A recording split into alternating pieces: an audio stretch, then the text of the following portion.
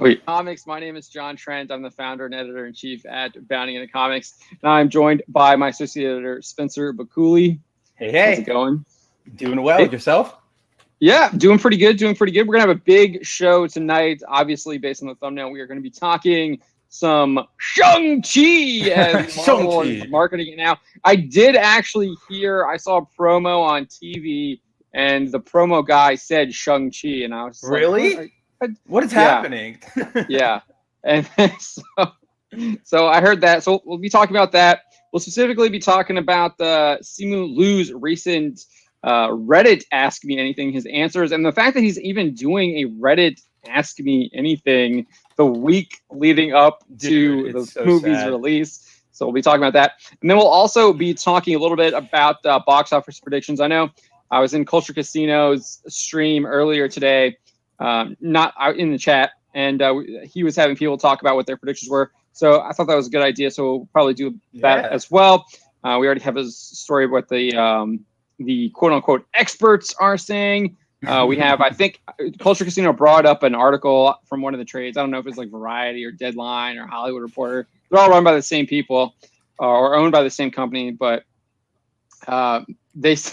they were trying to be like Shang-Chi 80 million world or 90 million worldwide 90. or whatever. Oh, no, it's like, dude, Black Widow did 80 million domestic, and they're like, it's gonna be so great, breaking records. Oh my god, it's gotta get a sequel. It's the best. Oh my gosh.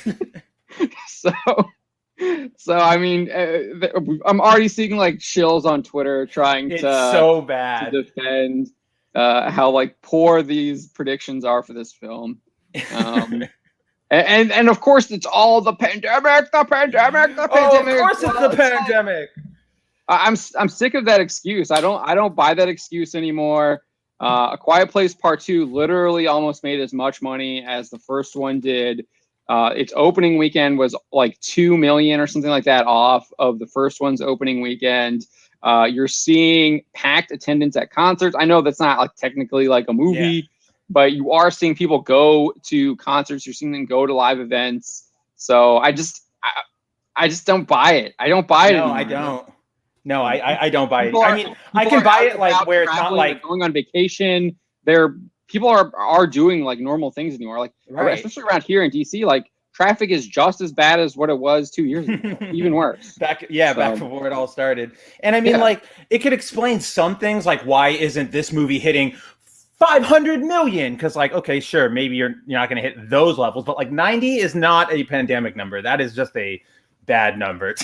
Yeah, and it's also something that I talked about, and I've been saying this for a while. I said that the studios have actively been trying to, the big ones at least, have actively been trying to move away from the theater model. I mean, they all launched like streaming services. HBO Max is putting stuff on day and date release, so it's all in the streaming services too. So there is something of that, but I mean, I still think that if you really wanted to go to the movie theater, people would go to the movie theater, but I just don't think they want to anymore. Yeah, no, I'm right there. I'm right there with you. You and I have been saying from like the beginning of all this, like movie theaters aren't coming back. Like this was the final blow to them. So, and you have to remember, movie theaters weren't doing well in the first. The only things that were really doing well was like the Marvel tentpole films, doing $1 billion+ dollars. They were the only ones that were really doing that. And obviously DC tried to get in on that. The first Suicide Squad actually did pretty well at the box office, and Batman vs Superman did decent. Justice League, not as big as what they hoped. But Aquaman kind of did okay for them. Yeah. Aquaman did pretty well, but I've heard some things that some of those numbers might not be as legit as what they're telling us. Definitely. And then even Culture Casino was talking about that today in his stream. He was saying that he's finding out there's more information that organizations are now becoming public on like what they're doing to like push these numbers up. So I was trying to get some more information from him about that, because he was kind of being he wasn't being very like direct about it. He was kind of talking around it, and I was like, all right, man, I got to get in contact with you, give me what's the scoop here to figure out what the lowdown is on that. But aside from Shang-Chi, we're also going to talk about, there's a last story I wrote today, Lucifer actress. She was also in Yeah. Spartacus. What is her name? Leslie Ann Brandt, I believe. Yes. She inadvertently revealed that this Hollywood casting narrative about meritocracy is all a bunch of garbage. And Yeah. and so anytime you hear a Hollywood producer like Kevin Feige or a director say like, "Oh, or even like James Gunn was saying it when he was doing Ratcatcher, he's like, I saw her casting and it was just like I had to have her." And it's just like, well, no, like that's absolutely garbage. I could believe it for Gunn, but I do Maybe. not believe it for anybody else. Anybody else saying like we chose the best actor for the job doesn't fly anymore. It just does not fly anymore. Yeah. So, and this is something that Eric July has been harping on. Yep. So I was able to tie that back in because what he says is just there's so much truth to it. And so we'll talk a little bit about that. But talk a little bit about.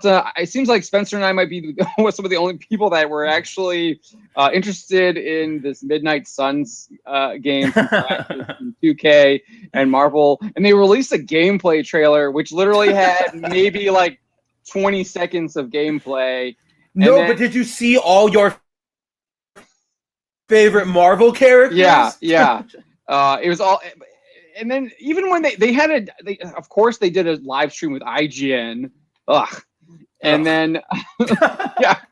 So in the live stream with IGN, they have like the creative director on, and he doesn't talk about the combat at all. Like, look, let's talk about the gameplay, and it's literally like doesn't talk about how the combat works at all. Like he just completely ignores it. It's more about like the relationships with the characters. Yes, talk to them in the Abbey, and it's like, okay, like I get that you're trying to do Fire Emblem, Three Houses, and like Persona, and like going on with the relationships like the Japanese have been doing and have had like wild success on that stuff.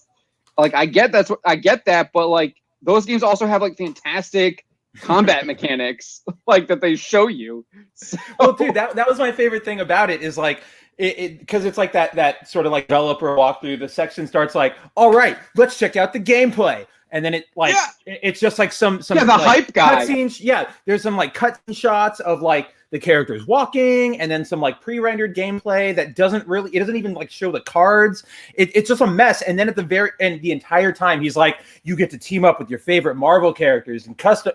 And then like at the end he goes like, wow, wasn't that combat great? And I'm like, what combat? You didn't show me anything.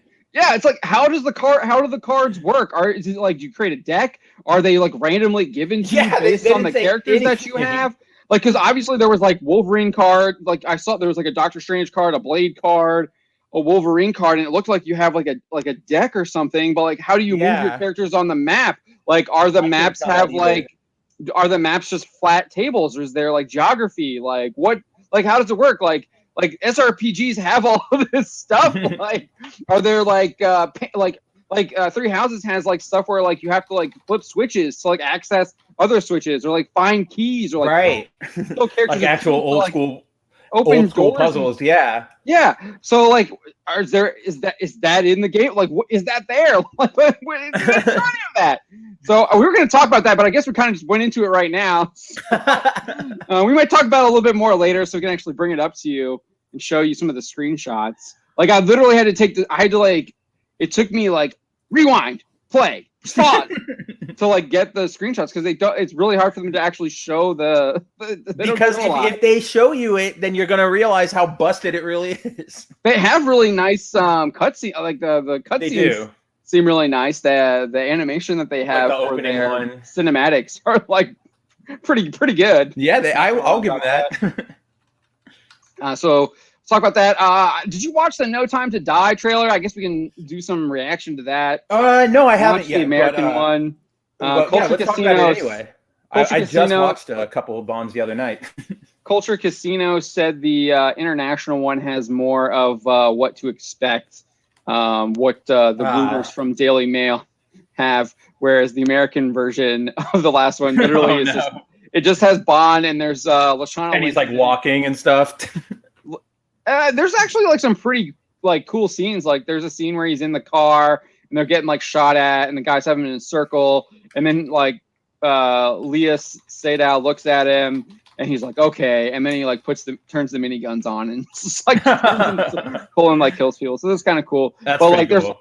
But in the scene, they do show like he's sitting in the back seat of like of this jet. Lashana Lynch is flying the jet. It's like, okay, why is he sitting back seat? What's going on here? And then, but apparently there's a lot more Lashana Lynch in the international trailer than there is in the domestic trailer, which is interesting, right? That's really interesting. That is actually pretty interesting.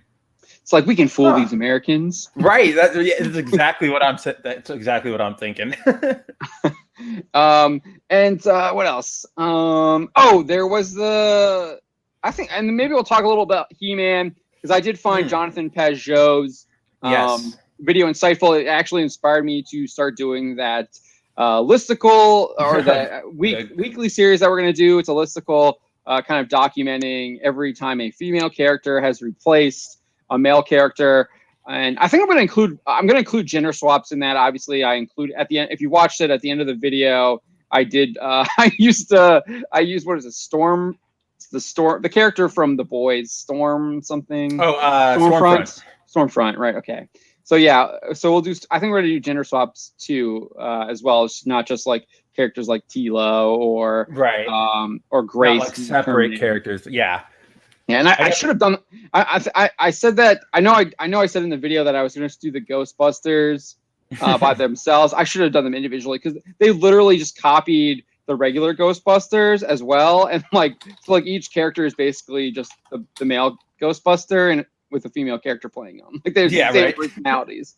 So we'll talk a little bit about that as well. But I guess we'll start off with getting into the chat. Yeah, what's up, everyone? So I want to say hey to the chat. I see Dr. Alexine, PhD, Electrian is here. He says, I'm first. I'm pretty sure that's Lopter. Revolt is here. Hail all. Bunny with the keyboard. Welcome back. Bunny. Glad to have you fully back. Yeah, glad you can hang out tonight. Tehillim is here. Good to see you, Tehillim, always. I stopped watching What If after the first one. Like I'm telling you, there's they didn't inspire me to watch anything after. After that, because it was like that's going to be on my every time a female character replaced a male. Peggy Carter becoming Captain America is. I don't know if that one. It's a what if. It's going on there because it's in continuity. It's in MCU continuity. But it's a different reality. I don't know. It's going on there. You could say that. I'm going to argue against it, but if you put it on there, go ahead. I'm going to put it on there. I disagree with it, but I get it. But it was just, it was just like they just basically just gave you a new skin, and there wasn't really that much of a difference in the plot. And so it's like, okay, if that's what I'm getting, I don't need to rewatch that. I'm getting that in live action anyway. And they definitely, they kind of do this a lot. Like they either start really strong or they start really weak, and then it flips. Because the first two episodes were the first one was probably easily the most boring because it was just a different skin. The second one was more of it, more of the same. It was just it was T'Challa on Star-Lord. There was some interesting crumbs, but not enough. And then I heard they emasculated Thanos, made him like a wussy. I mean, you people throw around that term too much. I don't think he's emasculated. I didn't see. He's just not genocidal anymore. It was definitely a dumb joke because it's the whole T'Challa talks to Thanos and he just gives up his thing. That's the joke, but there's no emasculation. I don't know where anybody's getting that sort of thing. Okay, so he just turns into a wuss then. He just turned. No, he's still he's like the muscle of T'Challa's Guardians. He joins the Guardians. Yeah, he's on T'Challa's Guardians, and he's and he's their muscle. He's their Drax. Okay. All right. But then the third one, I like the third one, which is where Yellow Jacket kills all the Avengers before they can form the Avengers, and then this one I actually kind of liked, which was. Did you watch this one? I haven't watched any. I told you I've only watched. Oh right. I didn't know if you watched this one. No, I've only watched. Yeah. So this one was what if Doctor Strange lost his heart instead of his hands, and it basically he's dead. Well, no, it's metaphorical. It's Christine. What's her name? Rachel McAdams. So it starts with him going to that conference. It's Amazing Spider-Man.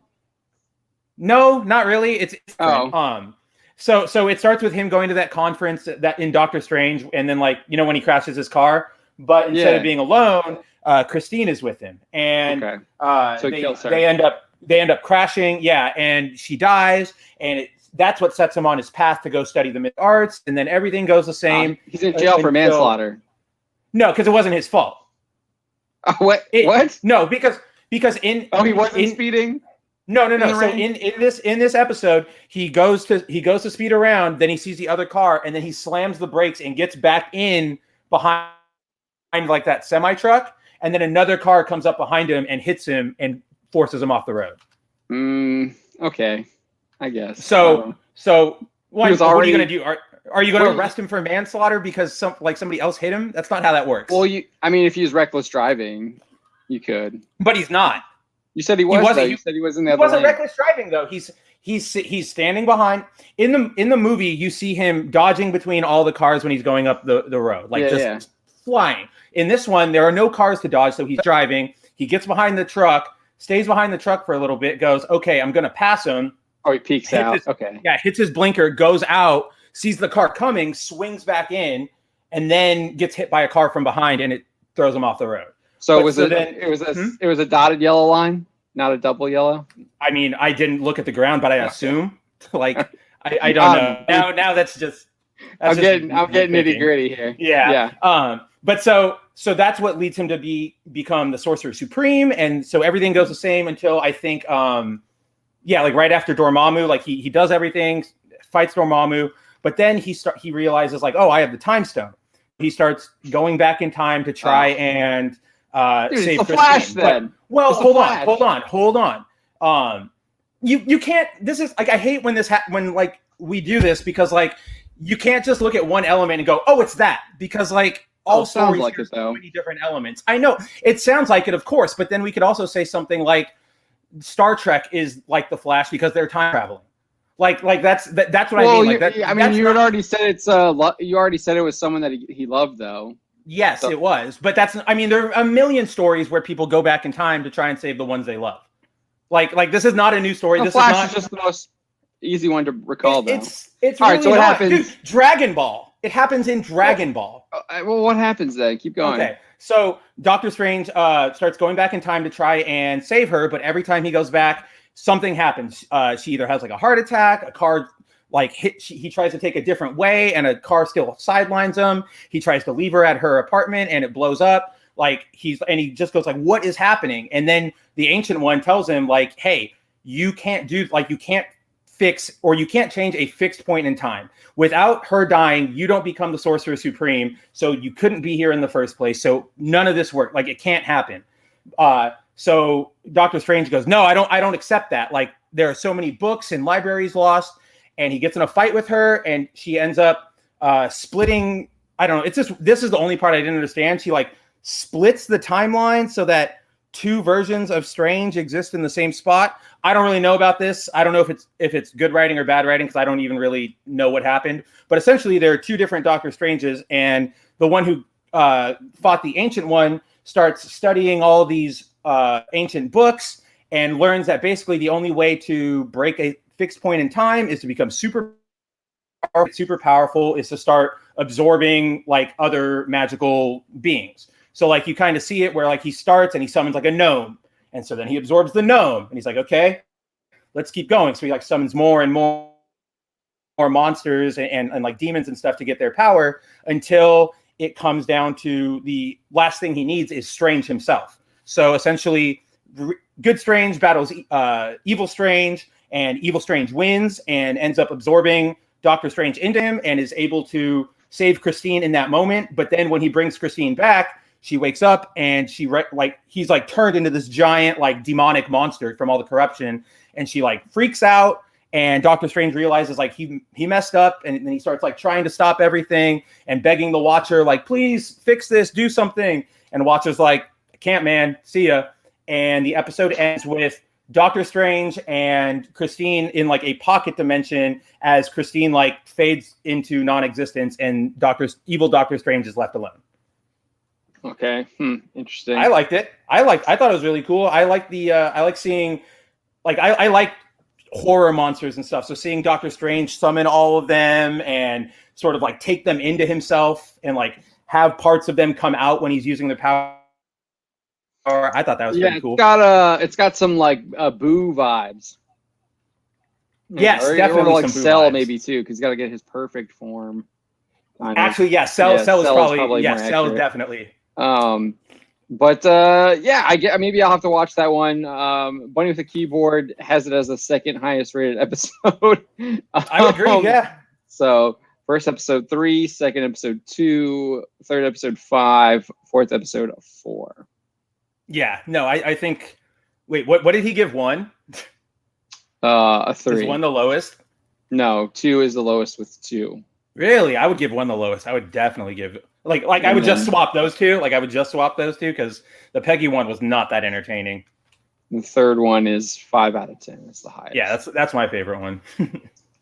Nerdigans Inc. is here. What up, Nerdigans? Looks like Nerdigans is having a cocktail.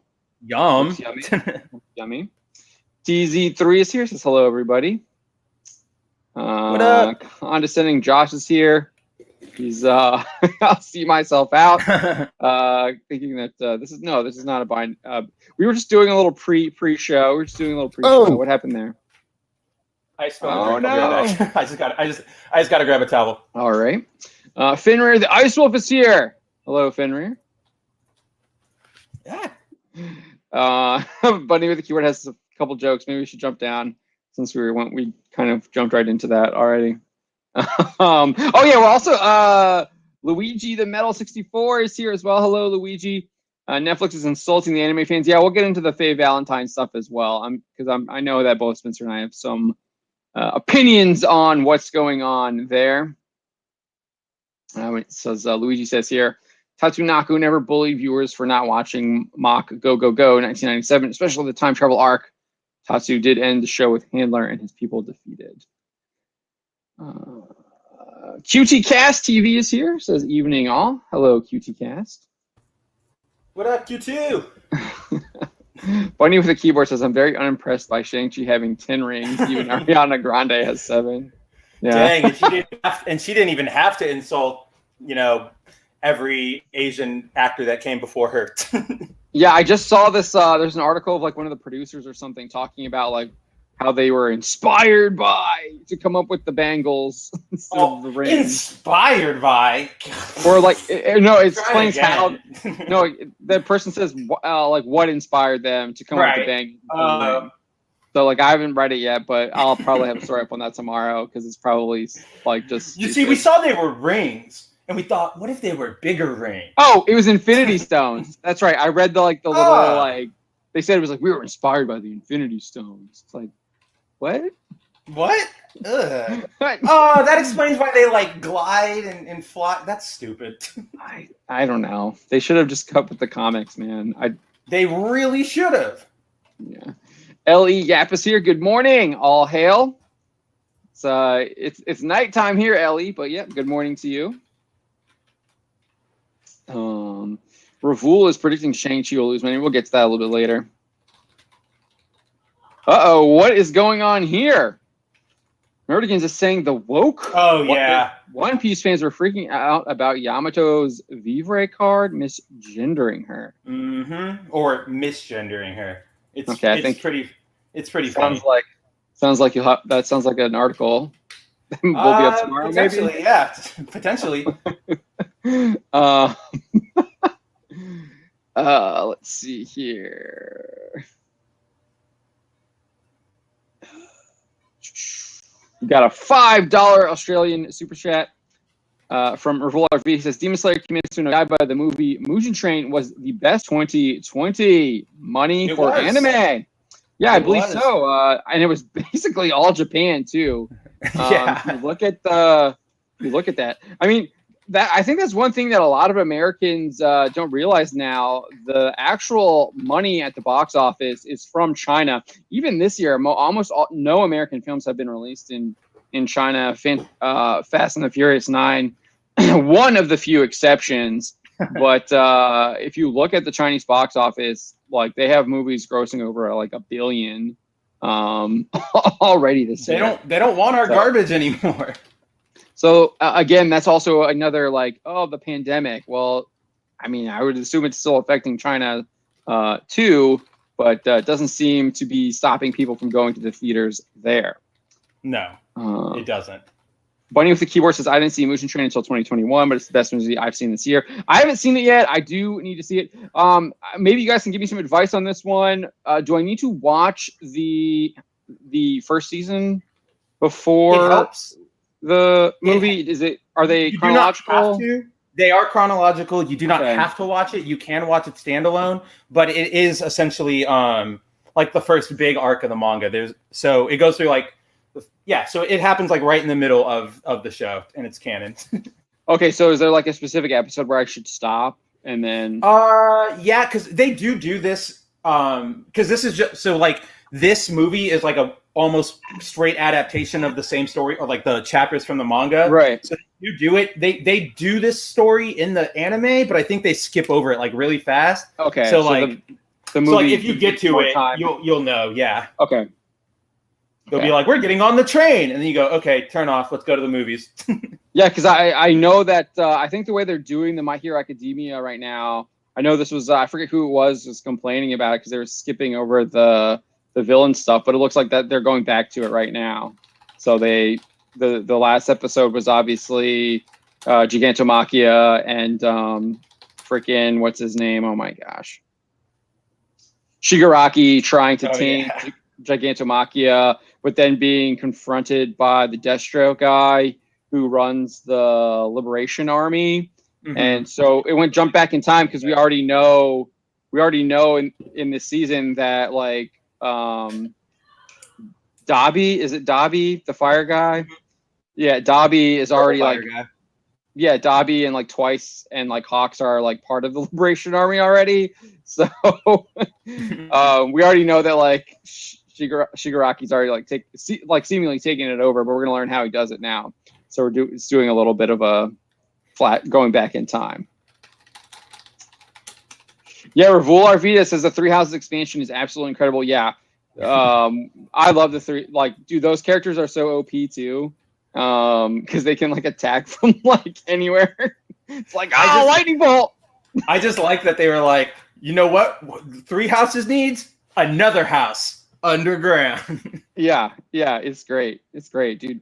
I wish they like Three Houses is one of those games where you wish that they would just constantly give you updates, like new missions to do and stuff. Yeah, if it was like Genshin and they keep expanding the story, you defeat it. Like depending on, I mean, I guess it would be really hard because there's so many like ending stories depending on which path you choose. But it would be fun to like continue as like Edelgard and see what happens, and like they could like introduce what if scenarios. Well, I mean, no, you could just like Edelgard wins, and then you go into that other, because obviously it's just on the one like country basically, but they have introduced other countries that border it, so you could like, all right, Edelgard's not satisfied with this, so she's gonna invade or whatever, or like if it's what's his name, the archer guy who's Claude. If it's Claude, then like they invade you or something like that. Like just that would be pretty cool. So, because Claude's like actually like one of them, so that would be even more interesting.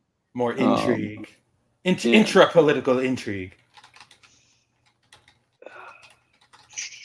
But like in-universe political intrigue, not real-world political intrigue. Ravul is saying Lancaster greater than Fire Emblem.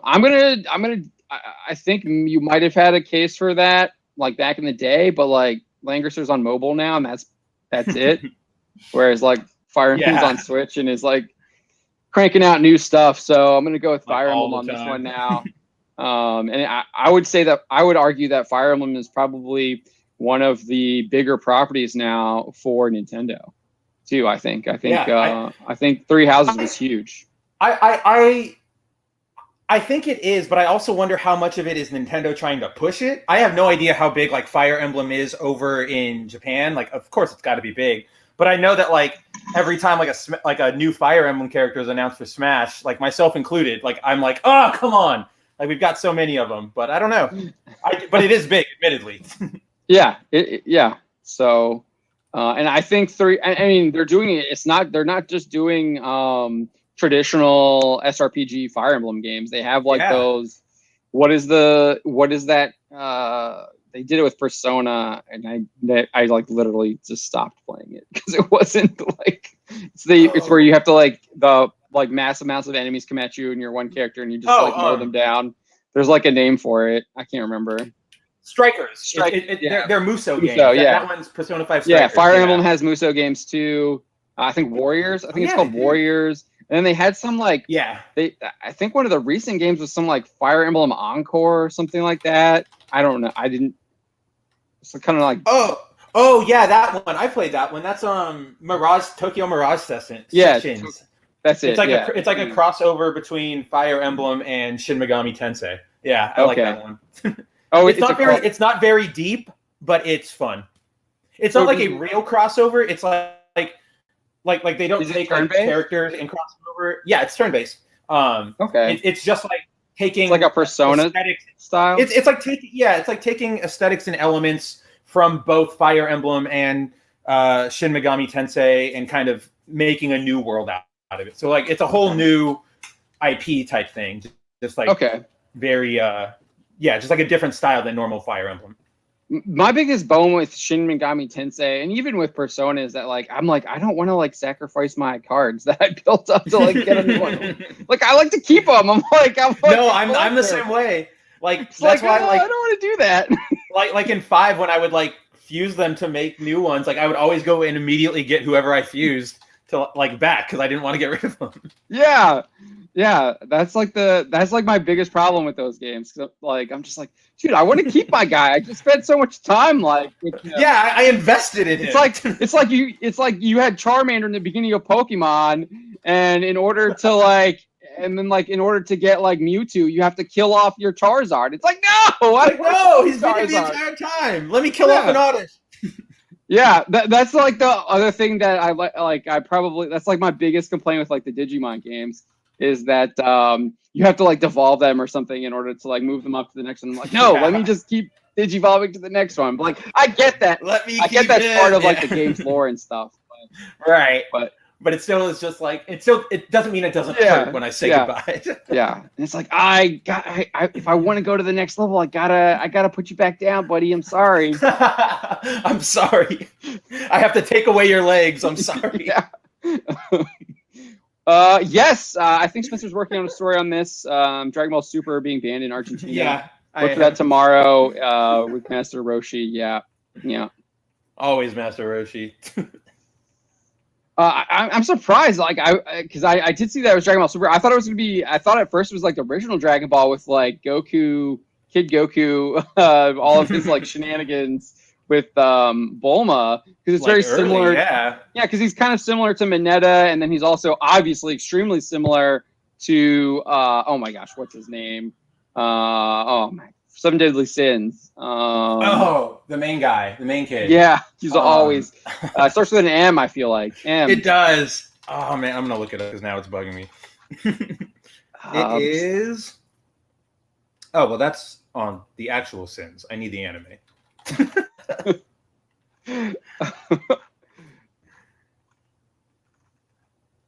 They're somebody in the chat's totally gotta beat us to it. Meliodas. Yep. Meliodas. There we go. Yeah, I knew it was an M. We knew it was M. I could see him clean as day, little blonde hair. His like little, just like he's always just like that look that he's got. He's always just and, like, boobs. Yeah, the confident look that he's got and everything. All right, I just totally skipped. So okay, I'm back up. All right. Oh, we got a bunch of folks here saying hail. Godzillionaire's here with us. Hail Godzillionaire. I love that. Yeah, dude, I love playing that the sax with the money, sunglasses. Love it. Like you know what? Like I'm just imagining he's playing the sax and like his like fire breath is like coming, atomic breath is coming out of the sax. Yeah. Just another red shirt is here. Hail, just another red shirt. Carries is here as well. Hail, Carries. All right. Yeah, Chris Neville is saying that Thanos' aggression is gone. Yeah. All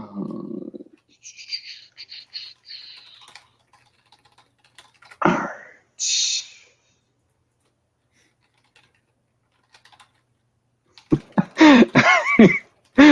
Luigi's the Metal 64. Even replacing an existing female character with a male character for the sole purpose of sex changing is still in the same level of Culture replacing Casino. an existing man with a woman. Stupid, yeah. Oh, but we got Culture Casino here. Hey, everyone. What's up, What's man? up, buddy?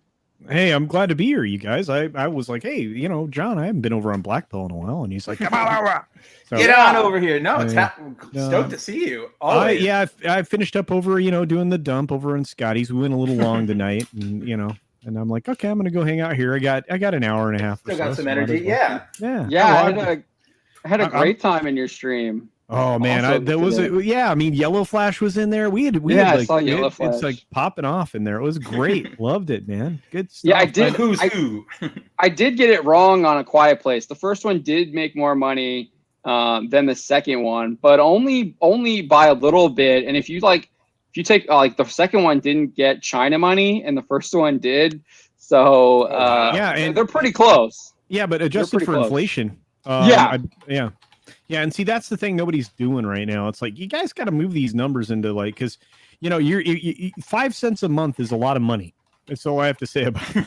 It's a lot. Yeah, I mean I do it when I'm when I like my Shang-Chi story that I did on Box Office Pros predictions. I definitely factored in the inflation, but you don't even need to factor in the inflation with Shang-Chi. That's how bad that prediction is. It's worse than The Incredible Hulk, which made $55 million in 2008, because they're predicting it's only going to make $30 million. Well, okay, so it's been tracking low, John. I mean, we've been watching this track. I've been watching this tracking for a while. I've been watching this tracking for months. It didn't change. It's been down there for a long time. It's like and they could have done the whole simultaneous release thing with this film. It's not like Free Guy where they had to actually exhibit it only in theaters, because of the deal with Fox. Warner. Yeah, exactly. Yeah. So, but it's one of those things where I'm going, okay, this thing never got any better, and no wonder they bailed on it. I mean, honestly, I mean, I don't think day and date I think it would have been the worst domestic box office showing ever, comparatively to anything else that's had a similar budget, because if it would have released on Disney Plus, you would have had the people that were now going to have to force to go to the theaters consuming it there. They would never have gone to the theater to see it.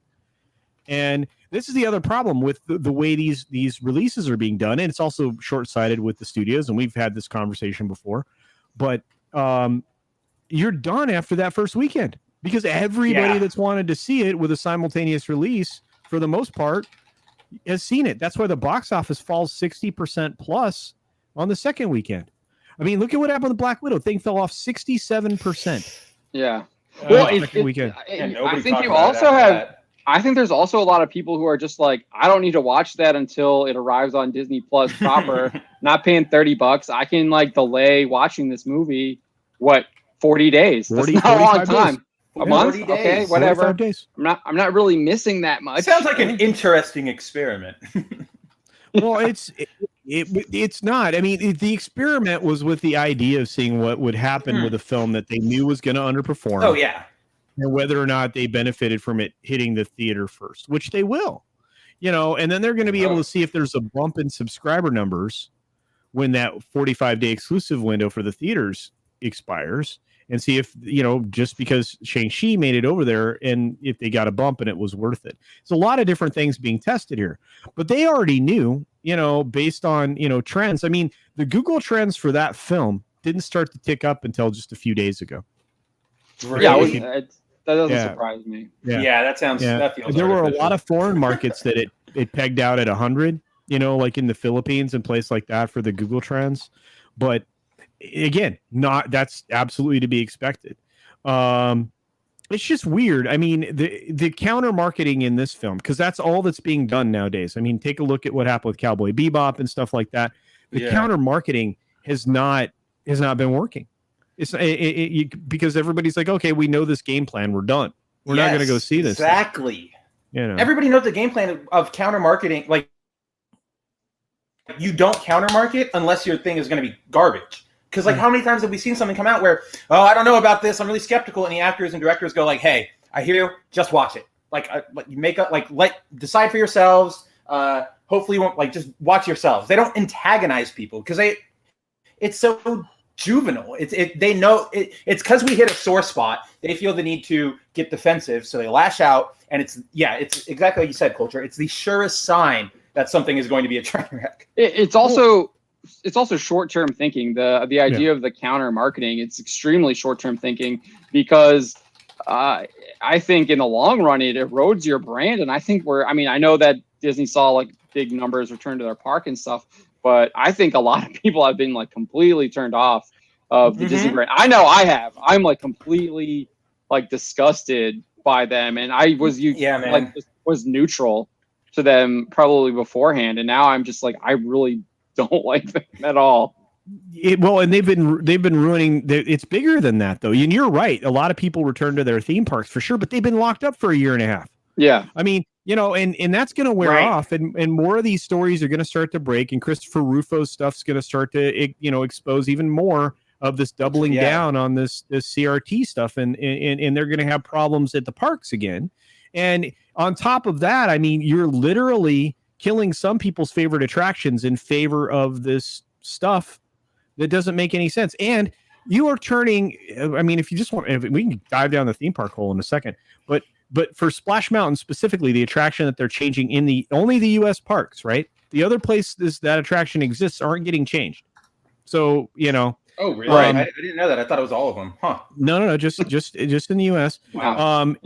You are going to make a princess ride, right? Because it's the Princess and the Frog. You're making a princess ride on something. Not all little girls that are that age that should be seeing this kind of thing are going to be able to get on. First, they aren't going to make the height requirement. Second, they're going to be terrified of that drop. How stupid do you have to be to put a princess property in Splash Mountain? You have to be as stupid as it is to put in a 6-part storyline about falling in love with your best friend for 9 issues in a Marvel comic. It's the same dumb logic. It's trying to fit in.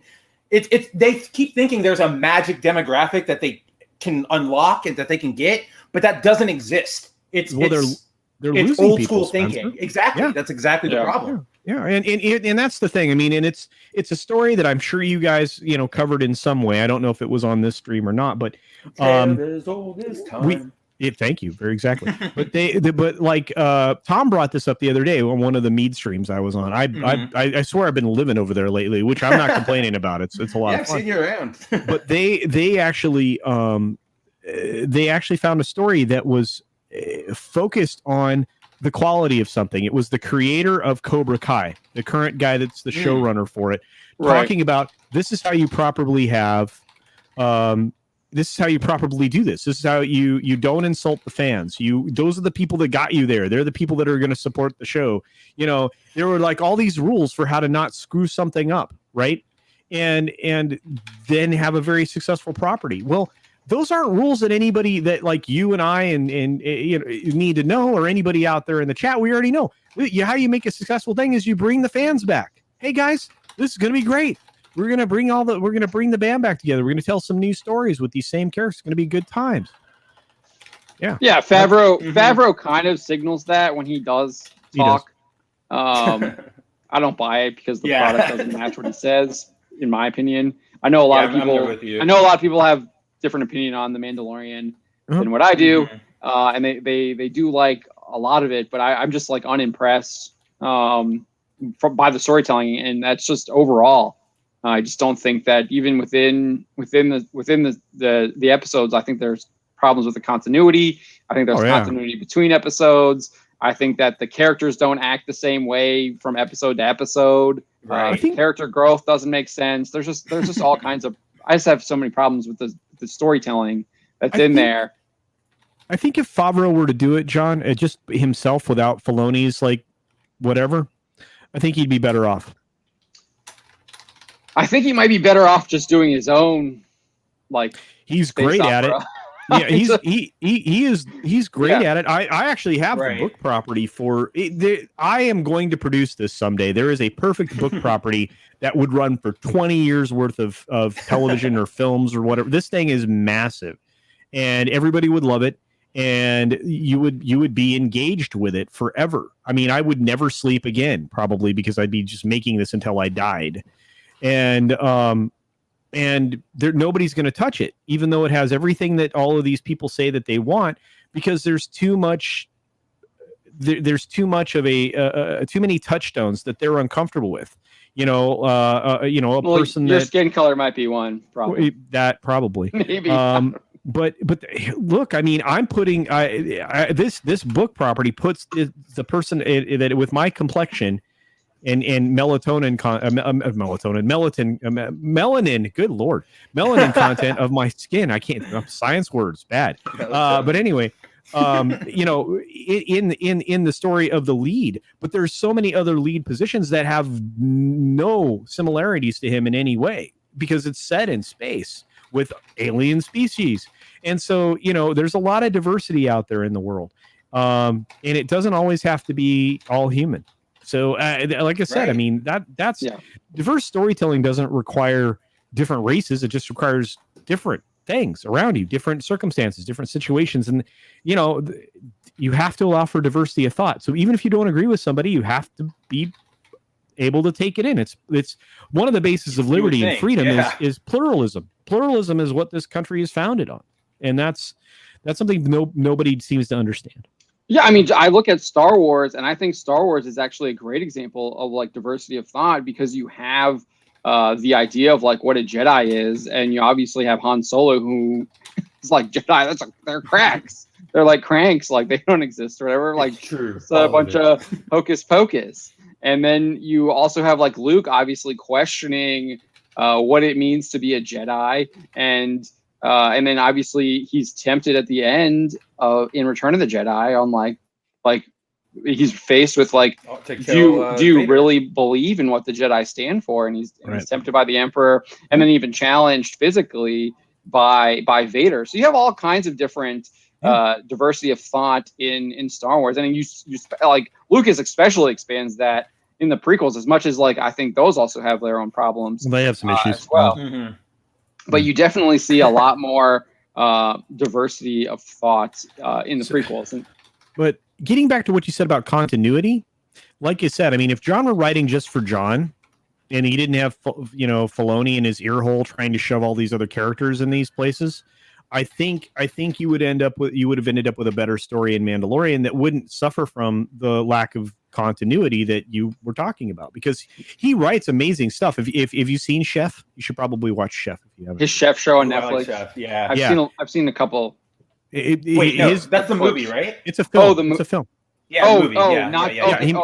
He has like a chef show on Netflix too. Yeah. No, he made a film. He made a film called Chef, and I think that's where that other show was born out of. But he made that film, and essentially, and I did not know this, it was an allegory for him being elbowed out at Disney, out of Marvel. Yeah, it was that whole thing is an allegory. But he tells an incredible story around this chef who, it's so good. And, he goes from being this elite restaurant guy to running this food truck. You got to watch this thing. It's so at least that's my recollection of the film. That was you're talking about that, but that was one of the things that really stood out to me. I didn't watch all of it, all of the making of the finale. I watched like 2/3 of it. But Favreau gets to this point where he's like, yeah, I was coming up with this thing and I had this like great idea, and then I'll send it to Dave or whatever, and then he'll approve it or not. I'm paraphrasing, but that was kind of like what Favreau said, that it was really a lot of it really had to do with Filoni almost having the final word, but then he was saying when we're both in agreement, we know it's a good idea. So the way he phrased it, it really that really stood out to me. In that, I don't know if you saw that. If you saw that, it is odd. Yeah, it is odd because I know for a fact that he'd already been in contact with Bob Iger directly. Yeah, that wouldn't surprise me because Iger made it very clear in his little memoir thing that he was heavily involved in Star Wars. And he after the second film, yes, he was. After Solo was Star Wars, right? Yes, he was. I think he was involved in the first one too, because even in the memoirs, to me, He was watching. He was watching Russia's. He was watching Russia's stuff, which is how Kathy convinced him to change the Galaxy's Edge. Wow, this is a whole other conversation. But yeah, yeah. But I feel like in that memoirs that went viral where he's talking about how like he betrayed Lucas. I almost feel like that was kind of an apology, that he was like apologizing for what happened to Star Wars. Now that I like look back on it, like because he was telling us the truth. He was telling us they literally locked up Lucas's scripts. He had an idea, we took it and we threw it in a vault, so like it could never be used. And these are the people that like were doing it. And he was really like expanded. Like Iger was the one who kind of expanded on that narrative. But like he was almost apologizing, but he was also kind of like accepting fault by like not accepting it. So I thought that was just like reading. We call that in politics and in Hollywood the non-apology apology, John. Yeah, that's pretty much what it was. But yeah, I look back on it now and I just I see it a little bit differently than when I first maybe like covered it. And I was just like, oh, what is this guy doing? What an idiot! And now it's just like he's like exposed what was kind of going on. But now it looks like he's been muscled out too. So it looks like Chapek really is muscled out's not the right term. I mean, the dude was supposed to be gone. The board wanted him to remain as an executive chairman position. They invented something in charge of creating. Yeah. And so he abdicates that limited time throne here, and he's glowing away forever, as they say, at the end of the year. He's supposed to be gone in December. Right. So, but Cheapskate's not good for the parks, but he might be good for the studios. Yeah, we'll see. I mean, I was reading something. No, it was The Business. I was listening to the Business podcast. Kim Masters from the Hollywood Reporter runs it, and she was talking with what's his name, the horror guy. He has got his own studio. Jason Blum. Jason Blum. She was talking to Jason Blum about what's going on with the studios, and they actually, like, in their conversation, they were talking about how like Iger is this different type of CEO. He came from the studio world. He knows how to schmooze, and he was a weatherman. The studio world, my butt. I don't know. That's what they're saying. Uncle Bob was a freaking weatherman, just like his wife, Willow Bay. Okay, they both came out of weather. I mean, the studio bullshit. Fucking guy was a local weather dude. What the fuck, man? Well, they were just trying to compare him to Chapek, and they were saying Chapek is like from the tech side, and he's just like, let's look at the algorithms and like look at the data, and like we don't care about like these relationships with the actors and creatives. And so that was the compare and contrast they were doing with Chapek and Iger. So I just found that kind of interesting, and how like the new way of thinking in Hollywood is just like streaming first, look at the data, and then see. But then also at the same time, like they're just throwing like millions of dollars up front to these people in the hopes that whatever content they're creating is gonna attract people to the streaming service. So, which I'm not sure that's like a winning strategy. I don't look. It isn't. Okay, so there's a bunch of new terms that have been coined because of all of this. It's called pulling revenue forward. We haven't used them when it comes to this stuff before, so now we are with these streaming services, and that's why Disney was like okay with the idea of having Black Widow be a day and date release, is because they're going to be pulling revenue forward. They're trying to do that in a lot of other business divisions. The problem is they forget about the other four elements of that business model that worked so well for years to make sure that even on a crap film that barely broke even or was just under breaking even, all along the way was going to make more money. So there were four more stops before it got onto some the streaming platform, and they skipped those other four stops with the day and date release. So you have those opportunities to earn that money gone. Right. Yeah. and then at the same time though, I think it also I think in the long run it will hurt their parks, because like no one's watching your movie, so you're not going to have people being like, I want to go see Cinderella's Castle, when you don't have like no one's watching Cinderella or knows who Cinderella is.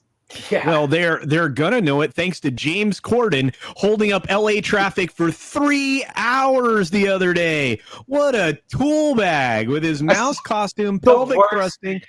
Oh, dude! I would have. What's his name? Billy Porter's out there, like, and I'm like, all of them. Billy Porter. We all hate was you. it the Cinderella promotion? Was that what it was for? Oh my gosh! So it's Billy Porter. What's her? Camila Cabello, and then James Corden. And it's like, get out of my way. That's the Sony movie, though. That's not the. I think that's a Sony. No. Movie, it's not Disney in any way, but it's the point is these properties. This is the other problem with Disney. They are the ones that have been able to redefine copyright because of Mickey Mouse. Yeah. Yes. And most people don't understand that the copyright rules are specifically changed for that. Now, you could get around this by just making exceptions to what would have become brands, and it could be Mickey is a brand, therefore he has copyright protection. You could do that, right? But that's not what they do, right? Because things are supposed to expire after a period of time. Yeah, it's like 75 years. They keep pushing it. Yeah, I think it's 75 years public domain. Yeah, 1928. Let's see. QT Cast is saying Mickey Mouse is up again in 2024. Yeah, that's what I thought. Yep, and that's going to be the next big battle. Yep, and they won't lose. They're going to find a way to keep Mickey Mouse from being thrown into the public domain. Because believe me, if Mickey Mouse gets put in public domain, I will do my level best to present Mickey the way Mickey was supposed to be presented for a very long time, and point fun at at all the lawyer mice that work for Disney now, because I'll be like, hey, you guys, fair's fair. Let's go. Sean, the movie man 71 says Jungle Cruise and Cruella are both struggling to break even. Yet Disney greenlit sequels to both films. Yep. That's, quote, pulling revenue into the five.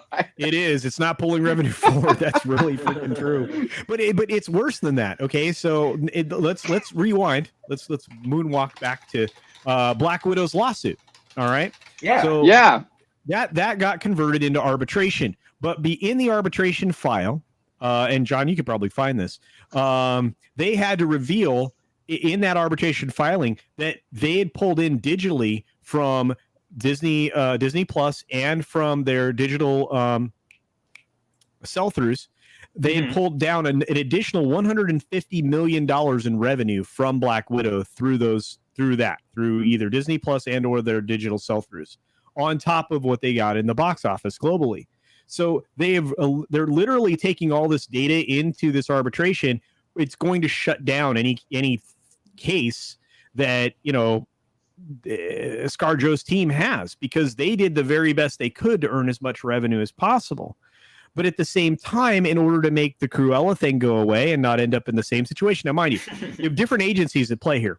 The agency for ScarJo, the agency for ScarJo, CAA, which is Brian Lord. Brian Lord is the God, agent right now. At the top agency. He co-runs it. Yeah, he co-runs it. He's the public face. He's Ovitz right now, for lack of a better idea. And then you have WME, which used to be William Morris Endeavor. Now it's just Endeavor, right? So, and that's who represents Emma Stone. Right. And William Morris successfully just went to Disney and said, hey, let's make this right.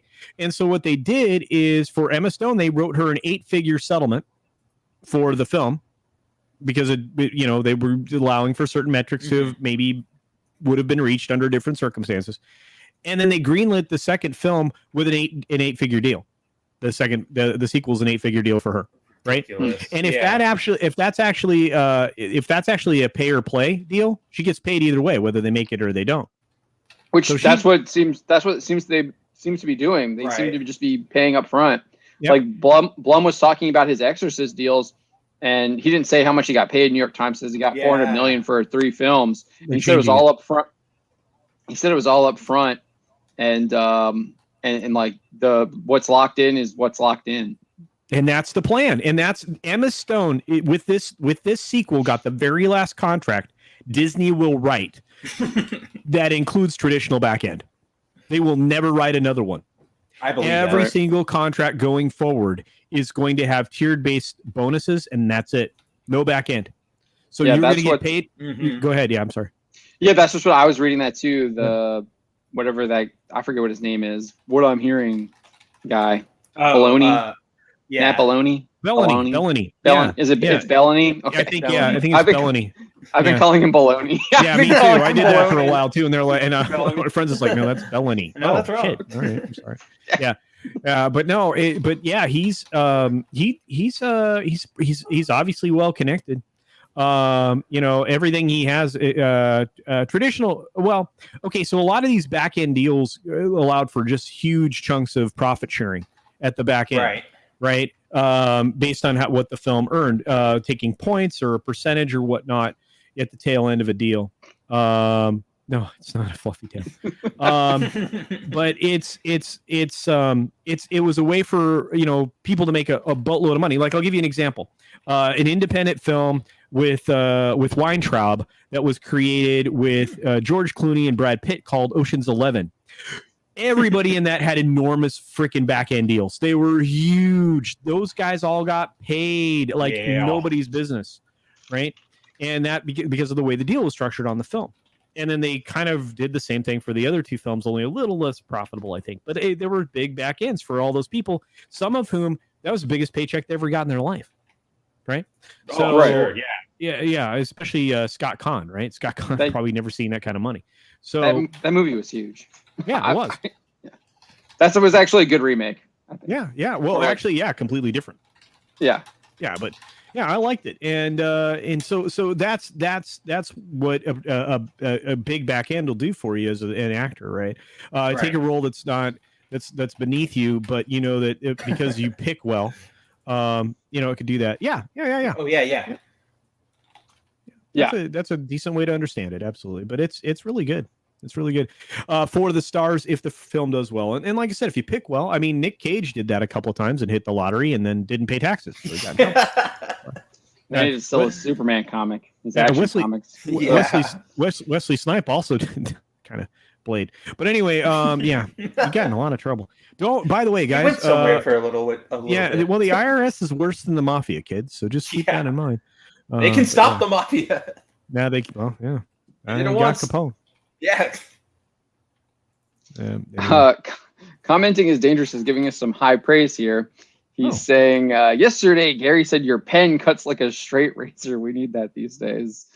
I try to. It depends on the topic. That is like I think Spencer's culture read it earlier on his stream, but we're going to bring it up today. I don't know if we're going to bring it up too as well, but I don't know if you want to.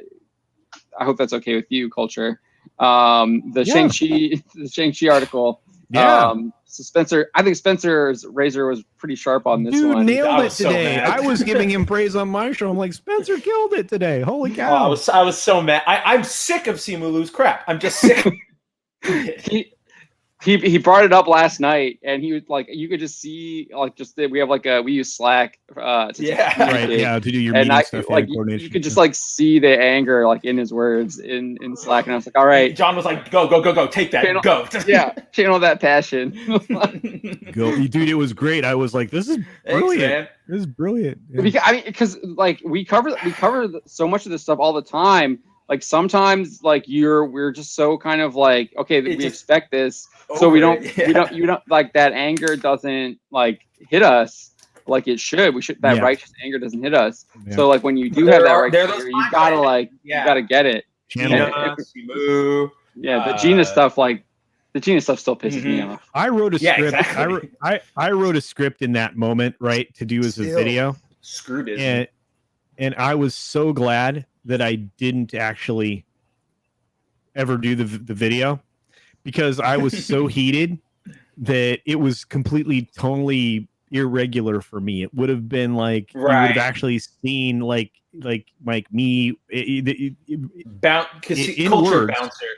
Yeah, you would have seen me as I am when I'm really impassionately angry, which transform into Kennel. Yeah, my face my face turns completely red. If you ask the boss if you ever want to know if I'm mad, that's how people are like, "Do you ever get mad?" I'm like, "It happens," but my face turns beet red. I mean, you can tell. Yeah. And you could see that on the page when I wrote the script. I was like, I can't do this video because it's not. That's completely not. I was out of my head when I wrote that. But sometimes you have to bring it. And I don't do something I don't feel somewhat passionately about. But man, dude, sometimes you guys write some stuff that's just ridiculously like digging in. It's just great. Insulting. Yeah. I love it. We feel insulted, so we dig in.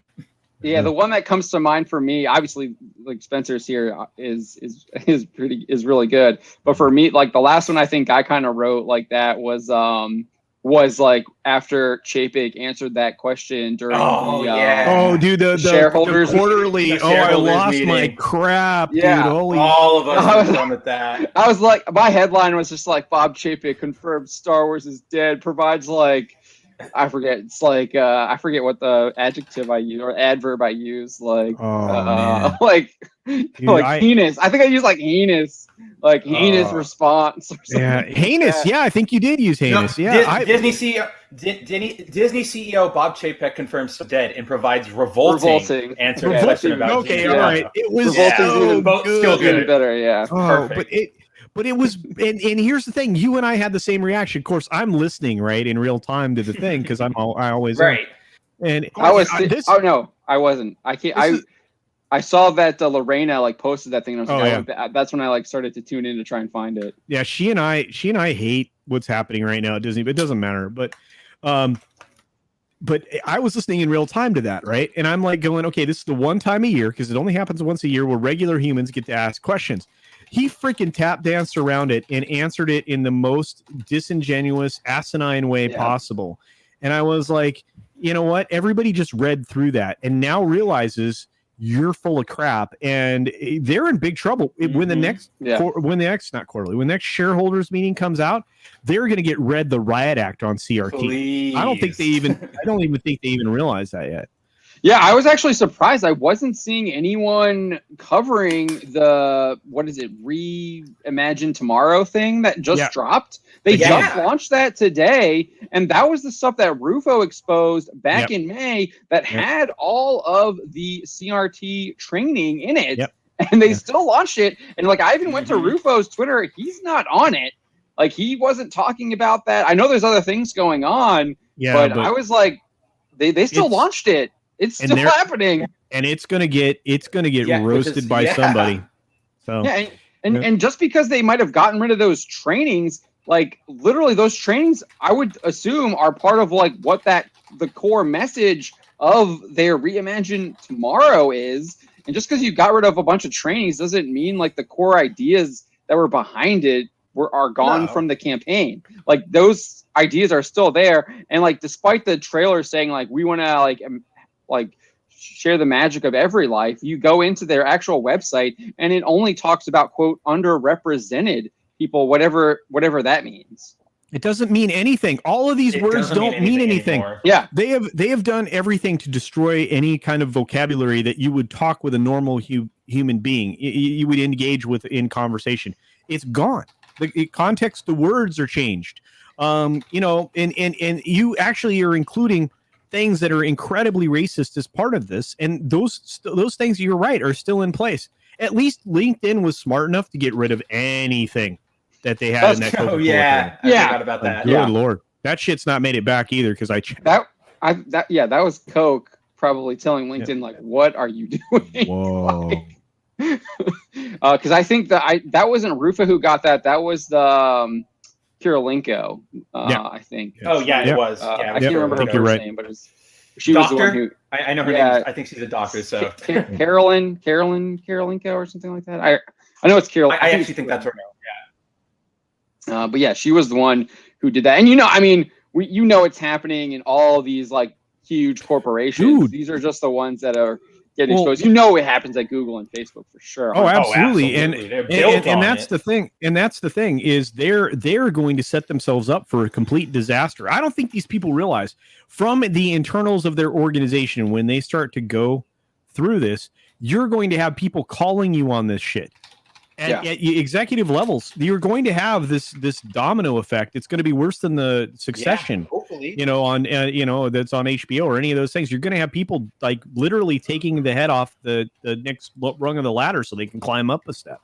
I mean, and that not because they're any better than the previous person. Yeah, it's going to be bad. I don't know. We'll have to see what the next little bit of time delivers us. But you know what, Wes and I tonight on whatever Wednesday, which is where I'm headed next after this, we're going to cover the Project Veritas stuff. Right? What? I haven't seen the new stuff. What happened? The teacher. Is there new stuff? Okay, so a teacher in a high school in California. Yes, the one with the flag in there. The Antifa flag on his wall. Oh, okay, yes. Yeah, so we're gonna be going into that in detail. Dude, it's like a dude. Yeah, he's getting fired. He's trying to. He literally says he's trying to brainwash his kids to be like communists, basically. Yeah. And this is the crap you're fighting, and this is what you're fighting in California, and this is why you need leaders who have legit leadership skills. You have nobody that does that. I mean, we have an example of poor leadership. Newsom, right? Dude, Disney wrote him a big ass check today. Yeah, I saw that. I was like, wow, after they literally ruined their business. Yeah, he destroyed them. If I were an institutional level investor right now, I would be having assistants dialing the phone to Chapek's freaking office every 10 minutes. Call him again. Till I get him on the phone. Call him again. Yeah. What is happening? It would be bad. Yeah.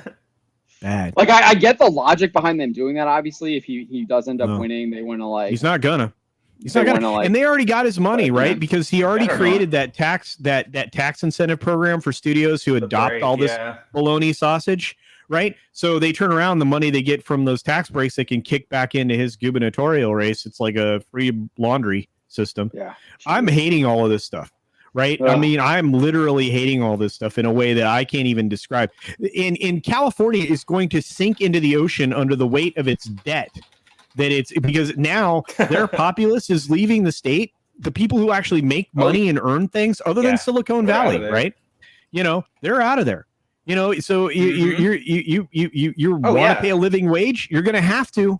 You're going to have to pay a living wage. It's going to be like $50 an hour to work at a freaking fast food joint because everybody else is running the heck away. And Gary's comic shop that he sold to Hibbs or whatever. Hibbs. Closed. Yeah. So he's shutting it down, I think. Yeah. I think he said he found someone, but I haven't followed up on that. So I know he said he was shutting it down, and then he said he found someone, and then I don't know what happened, but he said he was going to shut it down because it wasn't worth training new employees. It was just not to keep it going because I guess it wasn't making that much money. It had a ton of inventory in it. Yeah.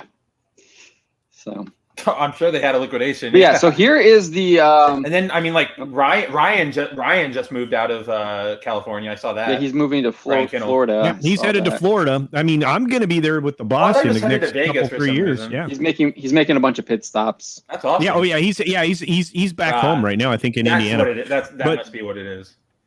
Yeah, but the boss and I are headed down to Florida in the next 2-3 years. We'll be down there. We're going to buy land. Awesome. Been looking at land for a while now, and build a nice house with actually a production studio, soundstage. I'm going to actually build a soundstage on my lot because I want to actually be able to make things. I want to actually have other people be able to make things. One of the biggest costs or barriers to entry in independent production is time on a soundstage. Time to do, access to high quality machinery to do special effects and all that. I want to kind of create that environment, and dude, heck yes. Have it not cost $1 million. I mean, there's a lot of things, and I'm not the only one thinking this way, guys. It's part of this community. I mean, I want us to go forward. I want us to replace Hollywood. It's 10 or 15, 20 years away, maybe more, but it's totally worth it. No, I think you're already seeing. Especially on the Comicsgate side, they're already starting to, I think, replace a lot of the DC and Marvel. They have. They're bringing those artists over. Those people are freaking out every day when they lose an artist to one of the campaigns for EVS was talking about it the other day. I think, he hired away an artist, that was like, I'm done with this. Well, Aaron Lepresti is doing his own campaign. Oh, wow. And then I just remember that the whole Jay Lee thing where he did a cover of Cyberfrog. Oh, yeah. And Tom King is a freaking maroon. Absolutely went ape on Jay Lee and just... Oh, just like he went ape on the guy at the convention that he totally bragged about and totally happened. Yeah, the Rorschach cosplay or whatever. Yeah, the question. I should have gone down there because I'm right. I used to go to AwesomeCon. Oh yeah, every year. I probably should have gone down there just to see. Did he really work for the CIA? He shared a photo. I think that's pretty legit. I mean, there's a photo of him in Iraq. It looks like so. Okay, I wouldn't be surprised standing in front of a village. But he is a psyop to make us all hate comic books, and it's working. All right, so here is the article that Spencer wrote last night, published today. Shang-Chi Simu. I changed the headline a little bit. Shang-Chi Simu Lu. Yeah, no. I had such a hard time trying to get everything in there. So I was happy when I saw you. I thought playing a guy that gets beaten up by a main character was the pinnacle. And then obviously we're paraphrasing it for Asian actors. I think he says something like "for people that look like me." He says for people who look like me. Legit quote. But you can just see here, just in this opening, Spencer is just like going to town on Simu Liu here. Is that how you say it? Is it? I don't know how to say his name. I think it's. I think that's how Dawn says it. I think it's Simu Liu. Okay. Yeah, that's how I've been saying it because I'm not. He needs to do one of those. You're not Kevin Feige. He needs to do because Zendaya did one or whatever, and like how to pronounce my name. Because I used to say Zendaya, but like she's like, no, it's not Zendaya, it's Zendaya. Like, okay. Well, you know what? When you get a real name, I'll call you the right name. I mean, there's a lot of these like, I don't know how to say that name. I'm just going by like how it's spelled. Right, it's written down. I'm sorry, nobody else has ever had that name. But yeah, so Simu Liu has continued to ignore history in order to virtue signal for brownie points in the here and now, as the actor recently doubled down on his self-centered assertion that his upcoming Marvel film Shang-Chi and Legends of the Ten Rings. Well, I love how you included finally. I was like, yes, just dig at the people who are just pissed off. I went hard. I was mad. So that's a reference to a previous article where he was basically saying where he basically said the same thing he says here, and that this is like the first Asian movie and like the first time I've ever seen an Asian person can be on screen. It was so dumb. And people were like, he didn't say finally. And it's like, I know, that's why it's not in quotes. It's called paraphrasing for a headline. And people were just so upset about that. I was like, what if they get triggered over? I'm like, where are you? Thanks for that, Matt Jarbo. Triggering you? Not what he said. What I'm doing? That's triggering. Oh my god. Yeah.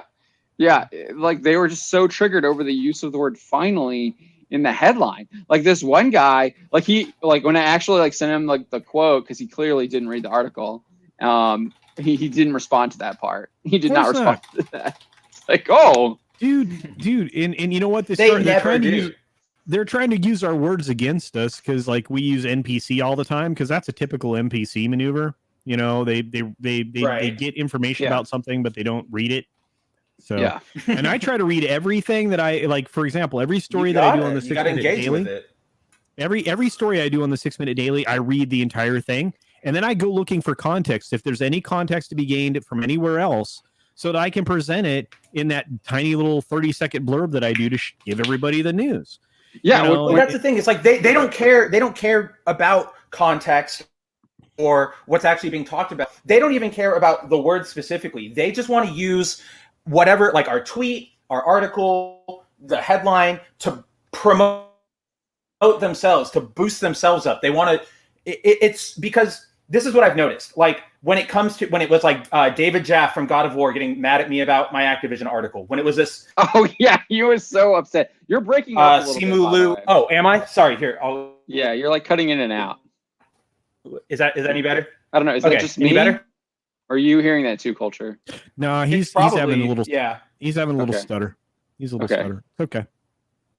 But yeah, I remember the God of War Jaff was giving you did you actually watch his YouTube video where he was like going to make a response, or did he actually make that? We should have covered that. Yeah, he made the response, but like the response was, so basically I proved him wrong, and his response was like, well, I didn't exactly say that, and it was dumb. But my overall point is that like with that article, and then the one with the what was it, the Mary Sue or like Black Nerd Girl Gamer? Oh or whatever? yeah, no, it was the Mary Sue about Amazon or about Lord of the Rings. It was about Lord of the Rings and how like they call racist. That's right. Yes. Like what they do is like they see our article, they don't read it, they don't engage with it, but they always go attack the main Bounding Into Comics account. They tag our the main account and go, look at this site, it's so bad. Here's how I know they're full of crap. Because if they had any legitimate argument outside of just complaining that it's not what they like, they would engage with me personally. My name, my email, my Twitter are all linked on the website in the articles. I'm there. I'm actively on the Bounding Twitter feed because obviously I'm using it. They always show up and they never address me. They never respond to me. They only want to use that tweet for clout. And so they're always full of crap. Well, I tell you what, Spencer, someday I'll send you some of my DMs before I delete them, because you would get just revved up from those. I'm sure I would. Those are my favorite. So I'll be honest about this. We get some, but we don't get a lot of hateful DMs. They don't me. They don't send them to me. They don't send them to the Bounding. I don't know what it is. Maybe it's because we already have this we don't the way we treat the main Bounding Twitter account is not like how other publications use it. I'm retweeting our followers constantly, right? When they're sharing our stuff, and I'm not afraid to I'm also not afraid to push back on these people and we also have talked to these people too. I did an interview with Renfamous. You did, with Renfamous. It was a text interview, but I did an interview with Renfamous, and I remember talking with your boy Zach about it, and he was just like, "I can't believe you would do an interview." And then I read your interview, and he was like, "It was great. You exposed her," and I was just like, "Yeah." And but then there's one question that I thought of that I was kicking myself afterwards that would have really just hit the hammer home. I can't remember what it was now. It was 2 years ago, but yeah. So we're not afraid to talk to these people either, and engage with them. That's exactly it, John, is that they're not trying to engage. They know that the second they have to really engage and honestly engage, they're going to lose because they're full of crap. And that's what I love is when somebody retweets me and gives context or what they do is they quote tweet me. They don't actually retweet it. So they take what I said and they'll clip it or whatever, and then I won't get notified. And then I find it later. That happens all the time. It really bothers me. Yeah. I mean, I don't see all that stuff, but I try and do my best. First of all, all I do is take actual information, things that are available to all of us, right? All of us. And then sometimes if I get a little bit of inside information, I will graze that area, but I won't say anything anymore because I never want to be said, okay, with the James Bond thing, now that thing's been heavily mucked about with. I don't even know how to say these words. Love that dodging. That I can't even be sure that the things that I know are even the things that I know anymore because it's been mucked about with considerably. It is not shown well twice to screening audiences. So it's not a surprise though. Honestly, no, it's not. Everything we've heard about it. Everything the Daily Mail has told us about it, the people that we know are involved in it, the stuff that Barbara Broccoli has said, even the stuff that Daniel Craig has said about the film. It's just no. The only good thing that I've heard about James Bond is from Rachel Weisz, and that was her saying Bond needs to stay Bond. It had nothing to do with the movie. But yeah, okay. Sorry. No, dude, go for it. I mean, like I said, but this film is going to be bad. I'm telling you, it's going to be bad. It might be a bullet dodged by Amazon, since it seems like they're going to have trouble acquiring MGM at this point. And so I'm like, yeah, they're getting it from three ends. Like there are three groups working against Amazon acquiring MGM right now, including the government. Yeah, wasn't they tried to shop? There was a story out there too that they were trying to shop. They were trying to shop the movie, and like Netflix said no. Like absolutely, multiple times. Yeah, Netflix. I forgot about that. Yeah, it wasn't just Netflix though. Netflix, Amazon. They had three partners in on it trying to acquire it. Yeah. Nobody was willing to pay the $600 million that they wanted. They wanted. And you know what? That's so funny too, because I remember all of those studios. Maybe not MGM, but like. All of like Amazon, they were involved in the bidding war for Godzilla versus Kong. They wanted that. Like they were all fighting to get those rights earlier this year. Yeah, well, Legendary, here's the thing. Legendary was smart to kind of stick with the Warner side of things, but at the same time, they blew that up. They screwed that up bad because it went to simultaneous release. But at the same time, look at the numbers. That thing performed like a beast. And by the way, domestically, I think it's one of the few films over 100 million this year. Yeah, domestically, you're going to see HBO Max bypass Disney if they haven't already, as they I think they did last quarter. But you're going to see HBO Max bypass Disney Plus, and you globally in the next 2 years. HBO Max and its affiliated names around the globe will with Discovery Plus, however they're going to label that thing when it's finished, that will by far exceed Disney and move into third place. That will move into third place, and Disney will be fourth. Well, I think also like Netflix, and Amazon, and Netflix, Amazon. Technically, Amazon's ahead, but it doesn't matter. I also think though that. I think Disney's long-term strategy isn't going to work as far as the streaming wars because they're not engaging in licensing their content anymore. You're still seeing like Warner Brothers is still licensing their content minimally. But they're still doing it. The new streaming standard just it appears to be, and this is just observationally, and I think the conversation Tom and I had and some other people, but it is 10 months. So you're going to have a theatrical release. And then if you're going to license it out, it's a 10-month thing after it's theatrical, right? Mm-hmm. So you might have a day and date theatrical. Then it goes off your platform. You have a 10-month release with somebody else. So it gets licensed to, Peacock Netflix or whatever. Or Peacock, yeah. And then it comes back to you. That's the kind of deal you're going to see. Yeah, because that makes a lot of sense. Right now, the Harry Potter movies are being advertised for Warner. Peacock. Yeah, even though didn't they just finish at Peacock and they're on their way to? Oh, they're going back now. But the last ad I saw was for Peacock. But that's a Warner. Harry Potter is Warner. That's Warner Brothers. Yeah, and the theme park. The theme park rights.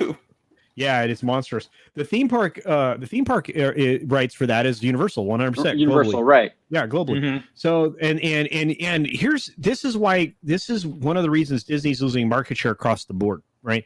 Consider this. In 2018, this is fun. This is a little numbers thing. In 2018, Disney controlled 40% of the global box office. Damn.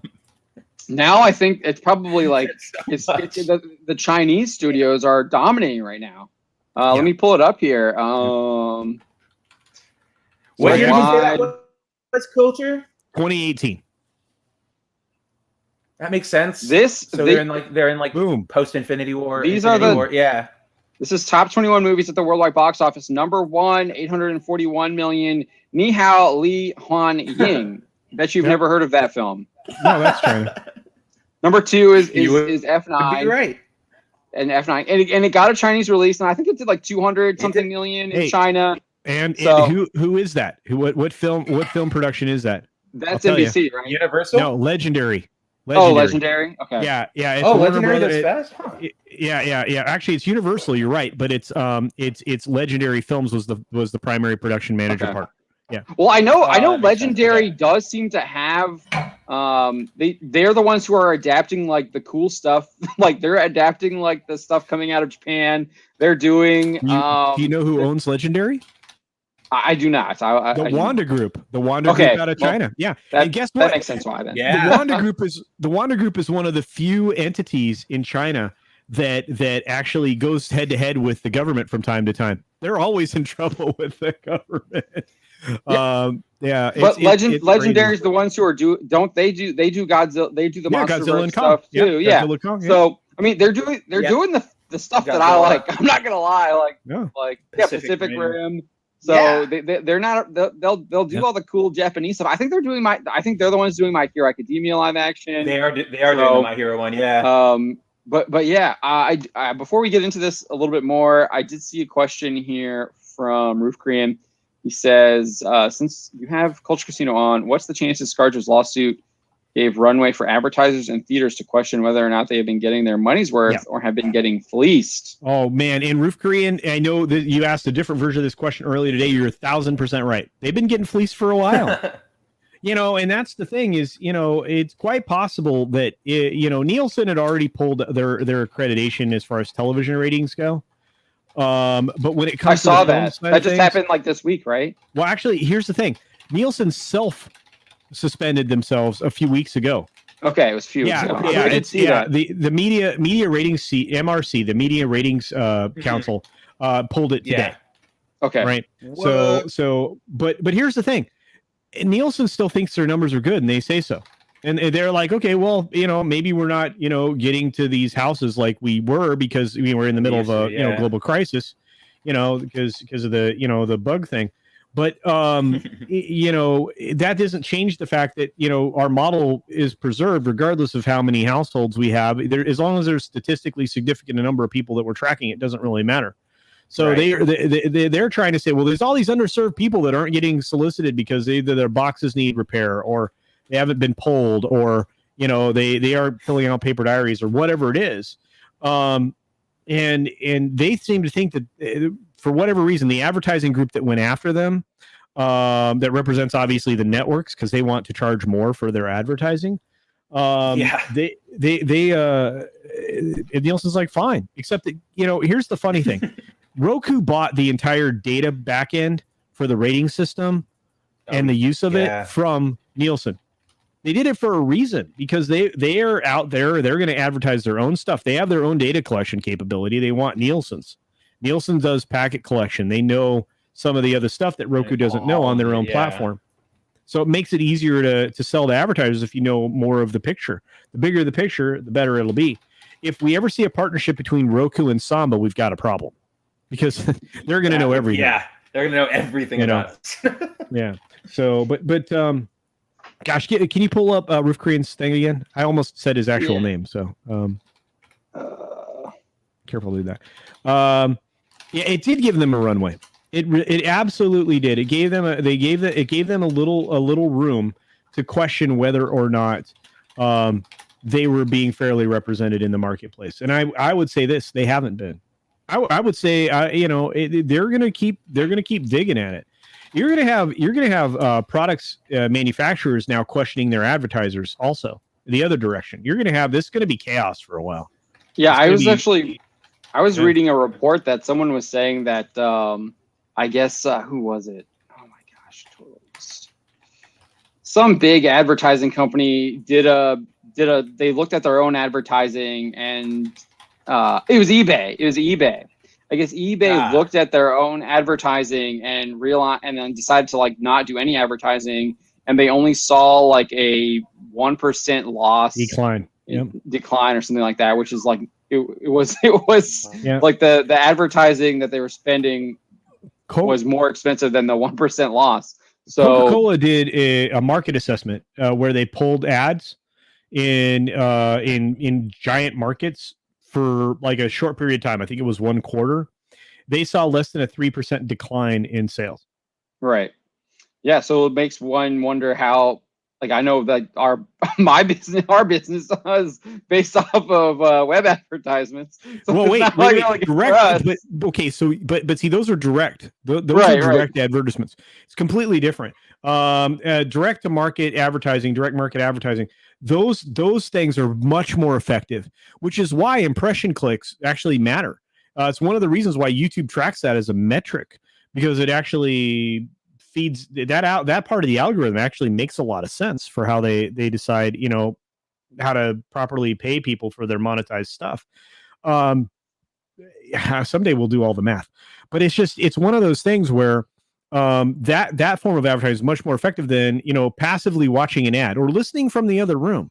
You're always going to have brand recognition, and are you going to forget there's Coca-Cola, John, if you don't hear a radio ad or see a TV ad for it? You're going to forget about Coca-Cola? No. Do you know where else you see Coca-Cola? Where else you see it? Yeah, everywhere. You see it in the grocery store. Yeah. You see it in movies, TVs. You see the truck rolling down the road that delivers McDonald's. the crap. Yeah. It's like, okay, I think I'm going to remember there's Coca-Cola. So like I said, it's one of those things. It's like, is this really helping our sales? Maybe not. Maybe because we spend so much of our budget on this, maybe we don't. Is that going to change things? Now, of course, if you're a company starting out, you need brand recognition. But once you get the brand recognition, right. and here's the weird thing, and this is something I didn't realize. Nintendo has more brand recognition than some people know about Disney. You understand that? That does not surprise me. Yeah. Does not surprise me at all. So it's just this weird thing, right? And so, like I said, it all comes down to are you getting value out of the money that you're spending? And ScarJo definitely hurt a lot of different things.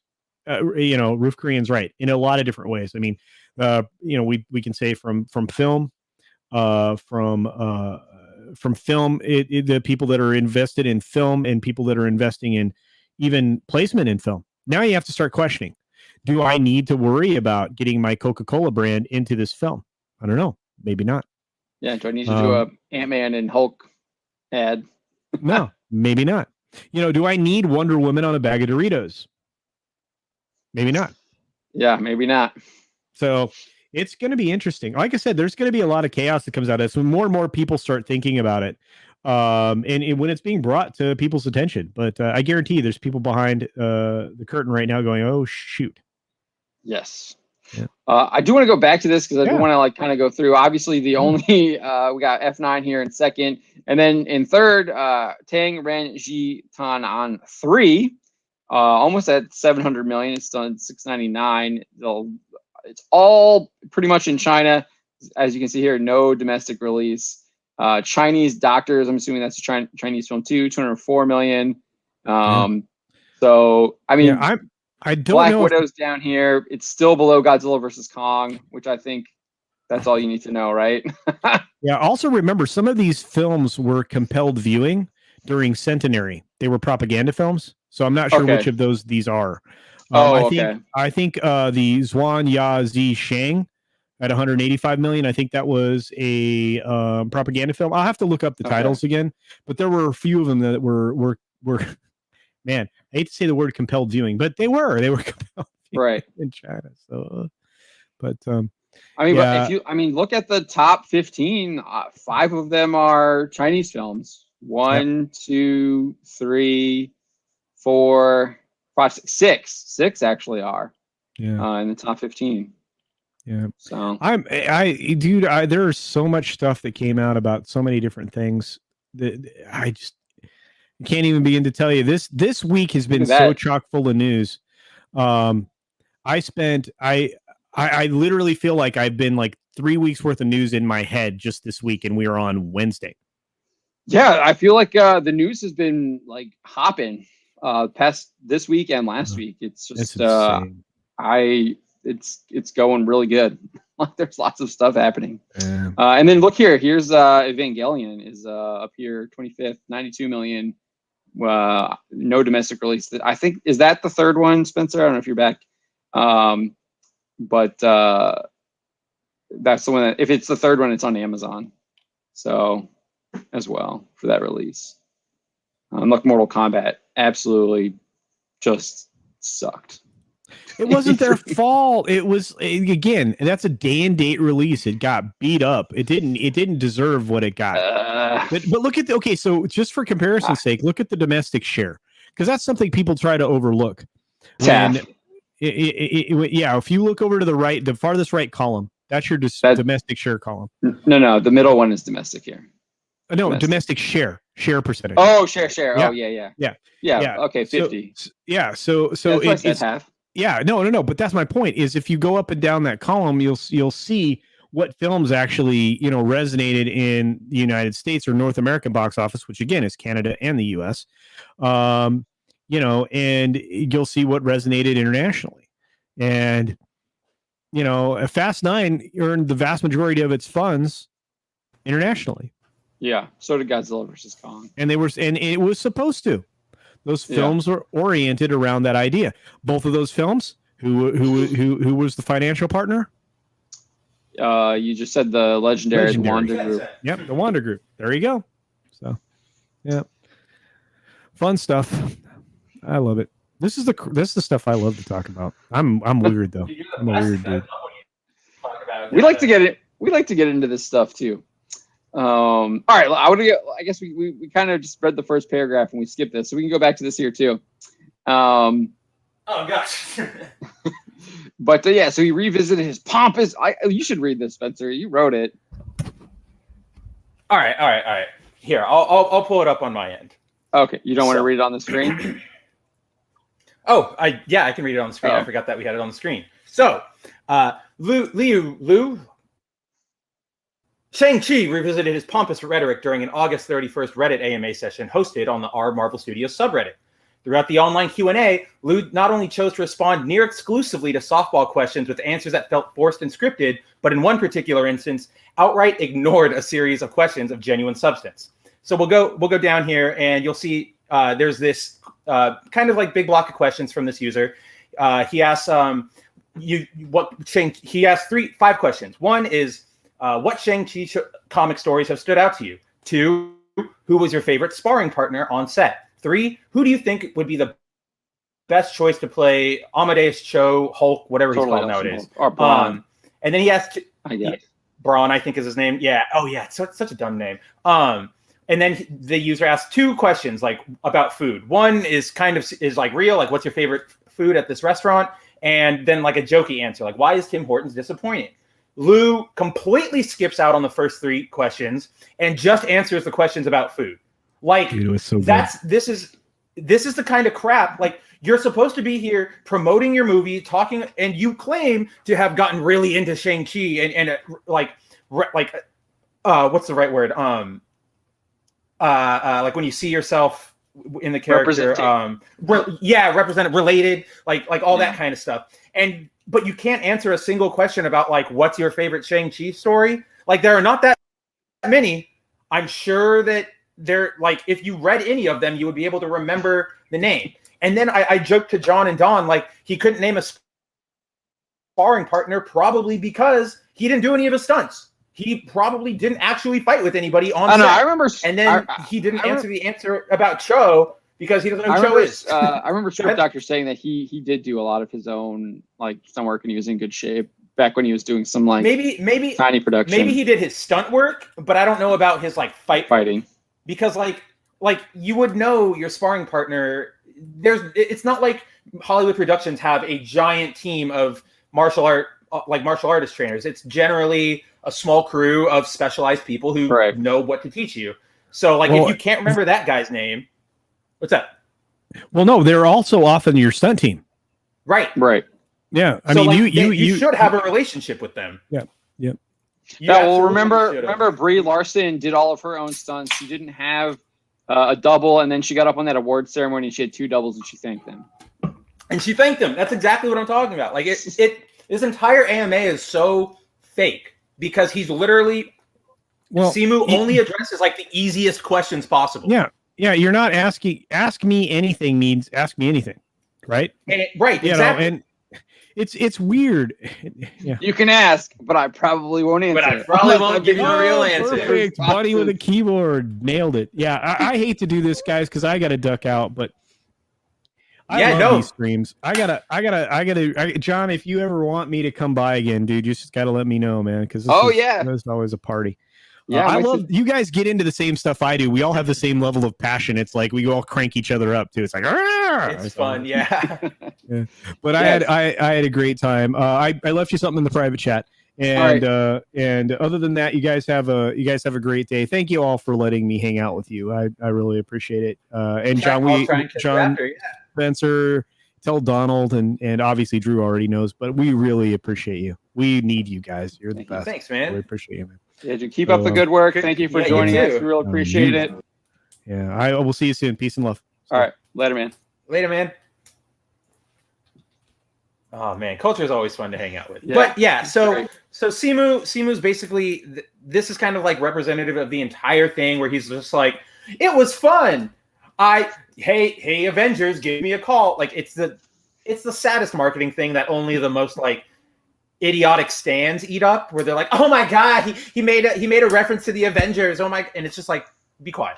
But anyway, so his inability to inspire any further confidence in the film did not hinder Liu from using the AMA as an opportunity to once again position himself and his film as godsends for Asian representation, which he almost exclusively frames as having been devoid of any significant actors since at least 2012. So I talked about this like 2 weeks ago, I think, or like a week ago, whenever it happened. But yeah, it was like two. I feel like. It's like recent, but not like in the last 2 days recent. But so previously, Simu Liu went and he gave an interview, and he was saying like, I'm so happy to do Shang-Chi because it will give kids kids who look like me what I didn't have growing, or no, it'll give kids what I didn't have growing up, an aspirational Asian hero. And like, I lost my crap at that one because it's like, dude, he was born in like 89. There were so many people, Chan, Lee, like Fat, like all these. It's people. Like he didn't watch any of the Rush Hour movies. Like those were huge. It's like he just didn't engage with any. Like, dude, he didn't watch Lethal Weapon with Jet Li. He didn't watch Lethal Weapon. He didn't watch The One. He didn't watch like any of these. And it's just like, how do you miss it? How do you miss it, dude? I love The One. The One is so cool. To kill off your clones. No, Josiah. See, there was one. Oh, I got it right here. The only one. But yeah, so like when Lou said that last time, I got pissed because I'm like, dude, all these other actors, and also you're in a Marvel movie. Like, get over yourself. And then he came out in this AMA. John has a screenshot up. So this user, Future is Bright for Us. I checked. He actually is a longtime Reddit user. I genuinely thought he might have just been created to like promote the AMA, but no, he has like a long account that goes like 10 years back. But so yeah, he asked the kind of standard like woke question, like, as an Asian actor, how difficult was it for you working your way up? Did you have to deal with racism? Blah blah blah blah blah. And Simu goes, let's put it this way. In 2012, when I started out, I thought that maybe if I worked really, really hard, I could be a guy that gets beaten up by one of the main characters one day. That was the pinnacle for actors that looked like me. Are you kidding? Like, again, we have all like Lee and Chan and all those old like classic legends. But then if you're talking 2012, dude, you have like so many different actors. You have like I mentioned in the article, his literal MCU co-stars, Ming-Na Wen and Chloe Bennett, are both Chinese, and they led Agents of S.H.I.E.L.D. for 7 years before Simu Liu was even on the scene.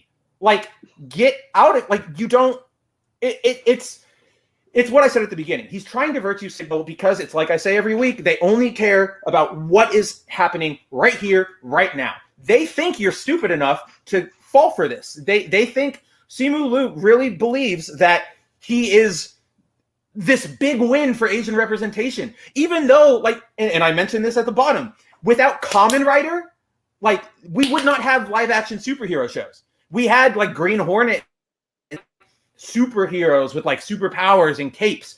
Kamen Rider set the way for that. And that's an Asian thing. And then of course there's all the anime that's been coming out for years and years and years, which have primarily Asian characters and creators. Like, I'm sorry, Simu, nothing you're doing here is groundbreaking.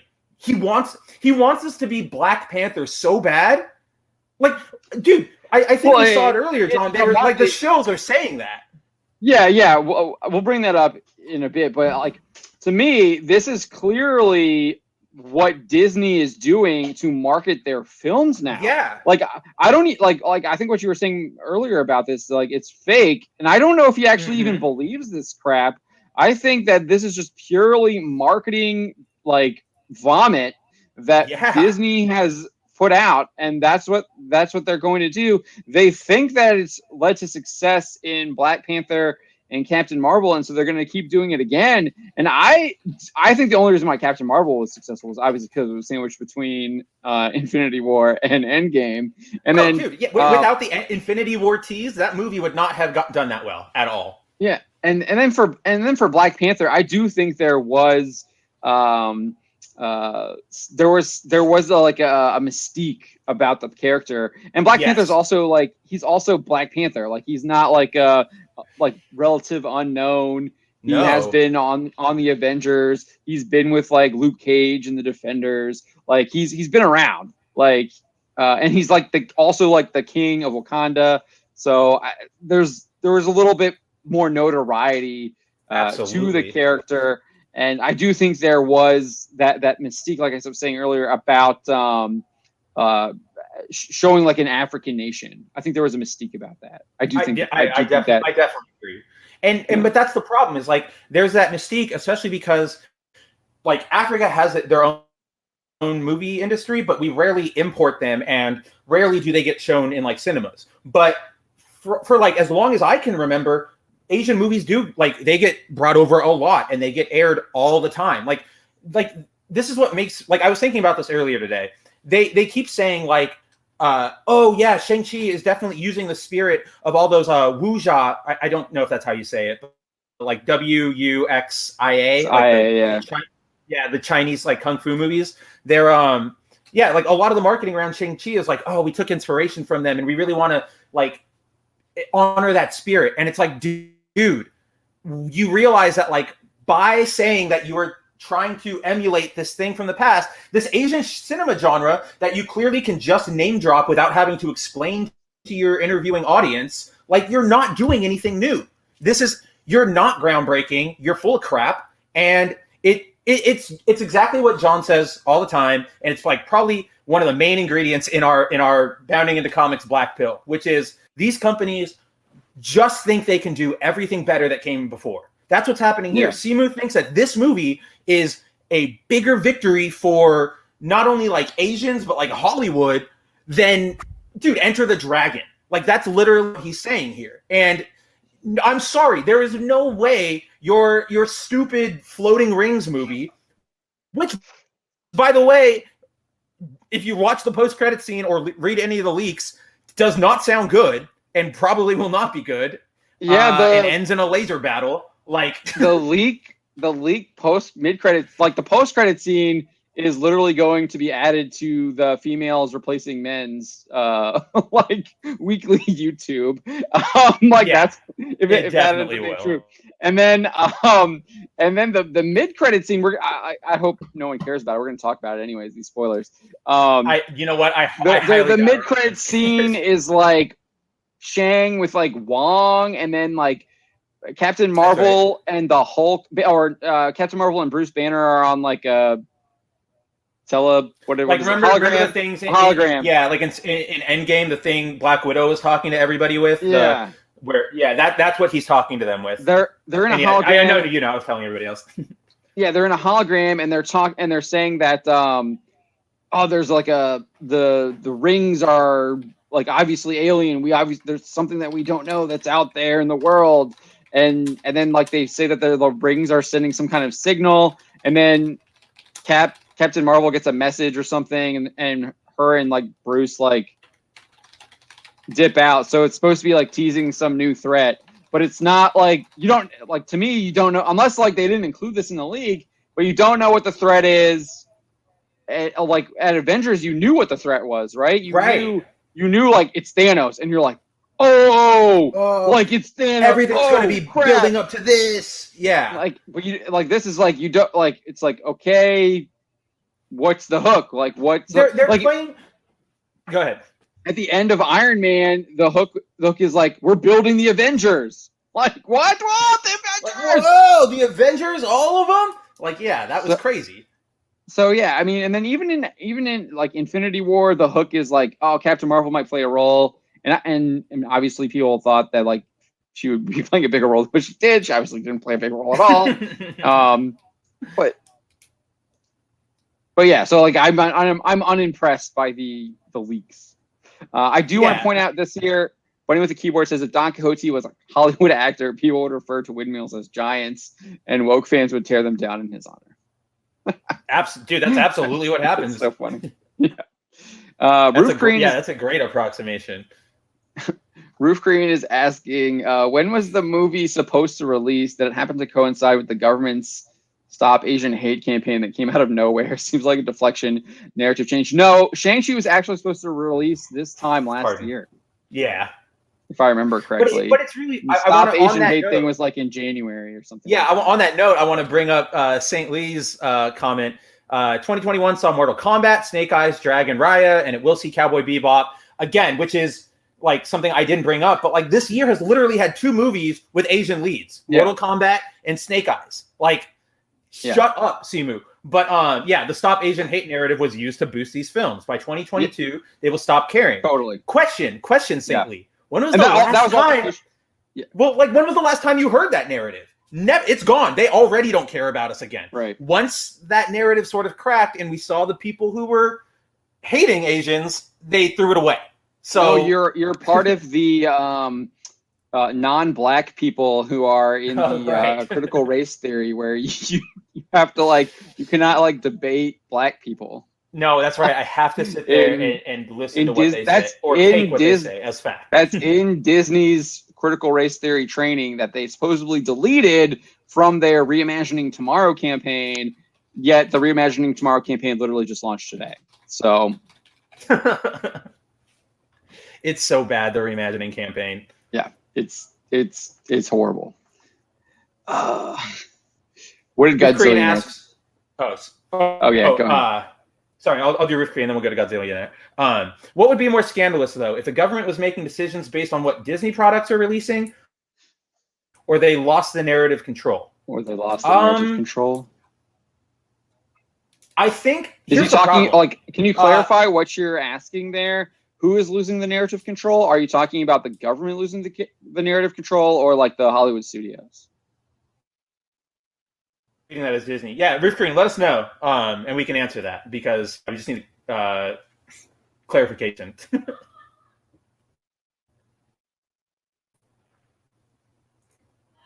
Is this the one you were looking at? Agreed. That's why the Black Panther also, yes, thank you for pointing that out.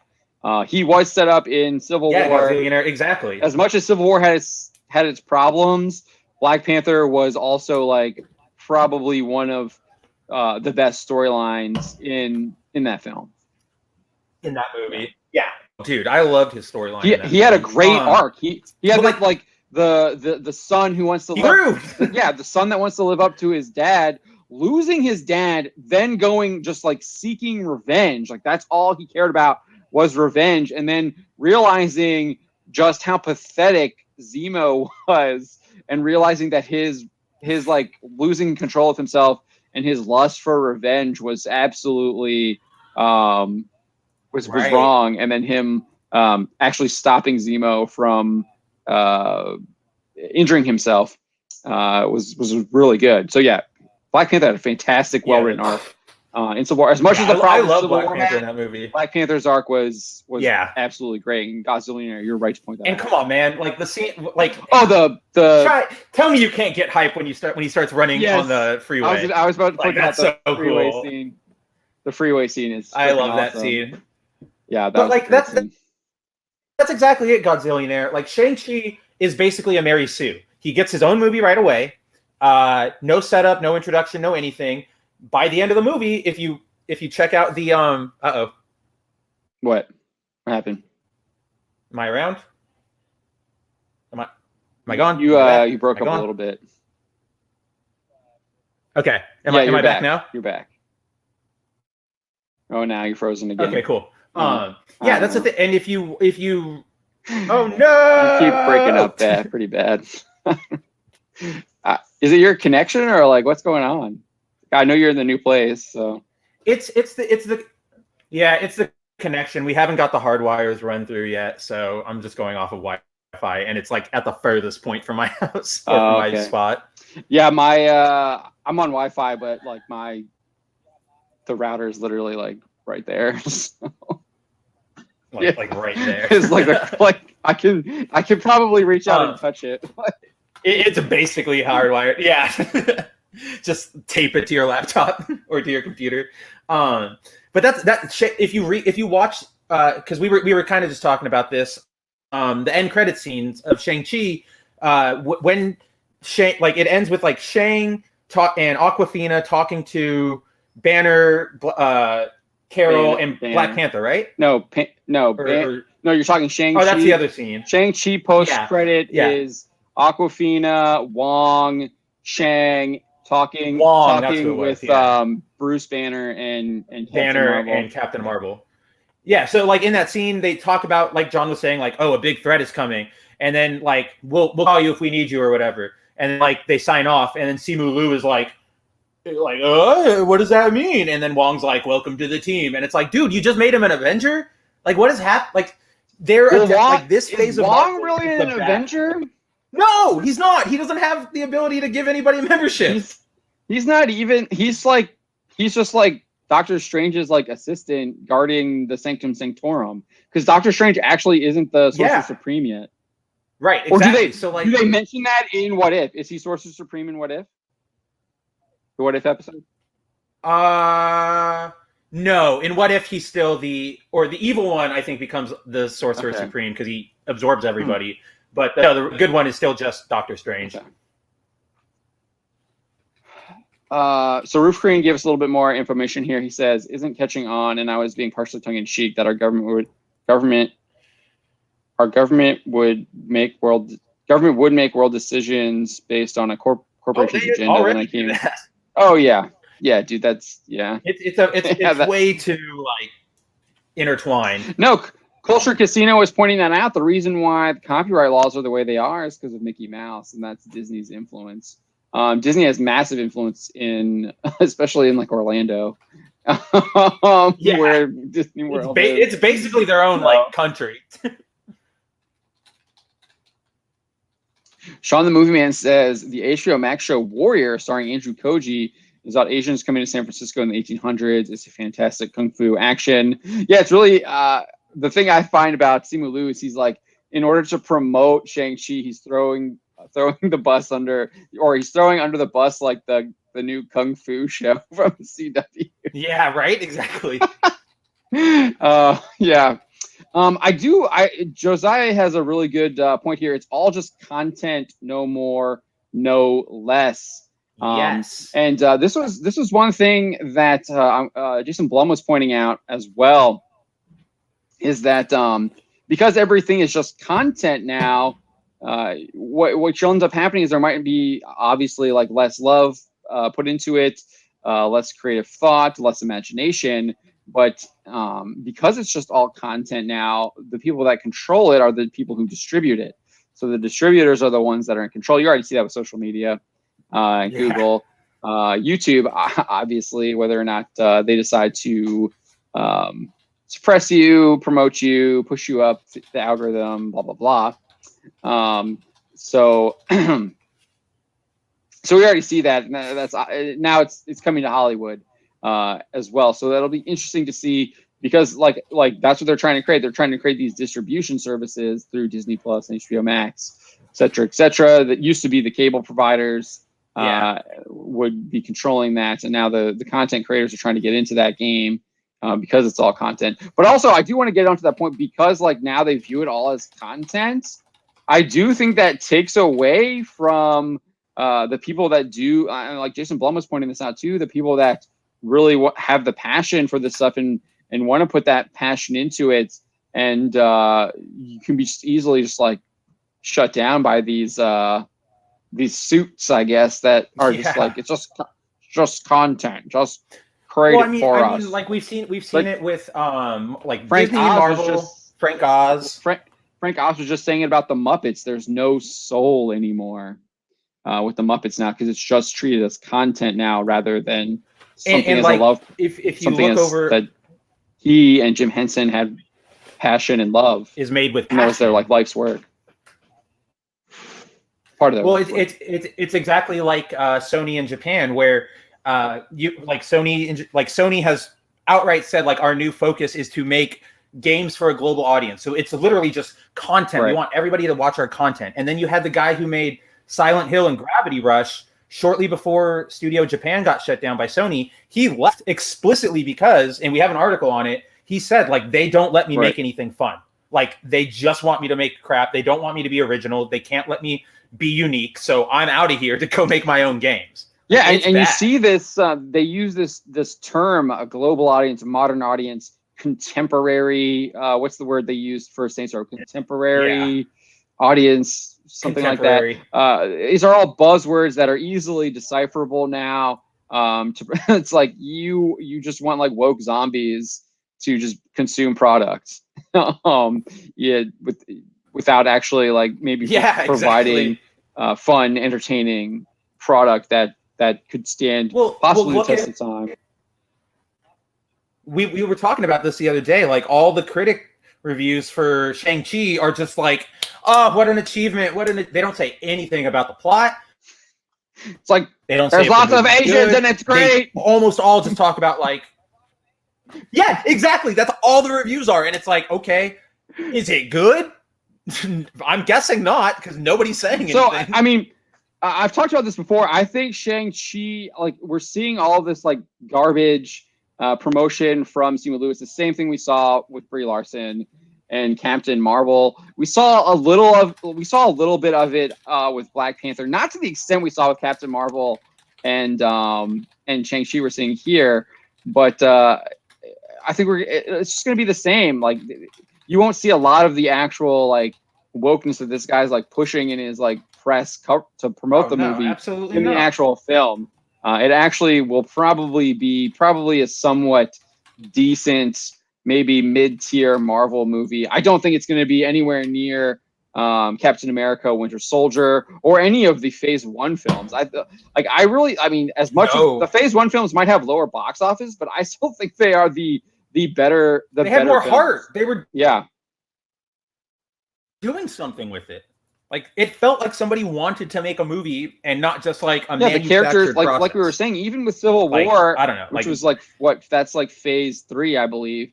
Even Civil War has that great arc for Black Panther, like a great story arc. I mean, it has a decent arc with Tony. I thought it was a little forced with Tony and like in the characterization with Tony, but it still has.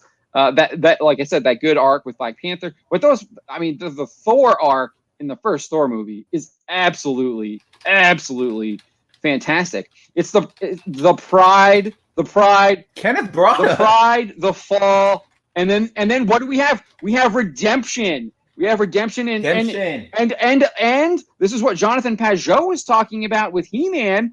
You have this messianic type story. But obviously with Thor, you have him being a great like hero, but then the pride gets to him. He's stripped of his powers. He loses his powers, and then he learns humility while he's on Earth with humans. And then what ends up happening in the end? He has like he's resurrected as Thor again, and he defeats the demon, which is Colossus, and then obviously Loki, who literally wears horns on his head. But yeah, it's a great that's a great arc, and then the way they did it was fantastic. Yeah. So he learns that lesson, that humility that he needs to learn, and he learns what it really means to care for people, to protect them, to be a king when you have that responsibility. He learns that when he loses his powers and is sent to Earth, which is what Odin had that foresight that we hope he would do. And then Captain America obviously doesn't have that, but instead you have a guy who already has that like moral fiber, willing to do it all, but he's not able to achieve that dream, and he's actually given that opportunity to achieve that dream. He gets there, and then he literally shows that moral fiber, what he can do when he's given that opportunity, and really showcase like all that he can be. and he's willing to. And then obviously at the end, he sacrifices himself to save the planet, save the world, save America.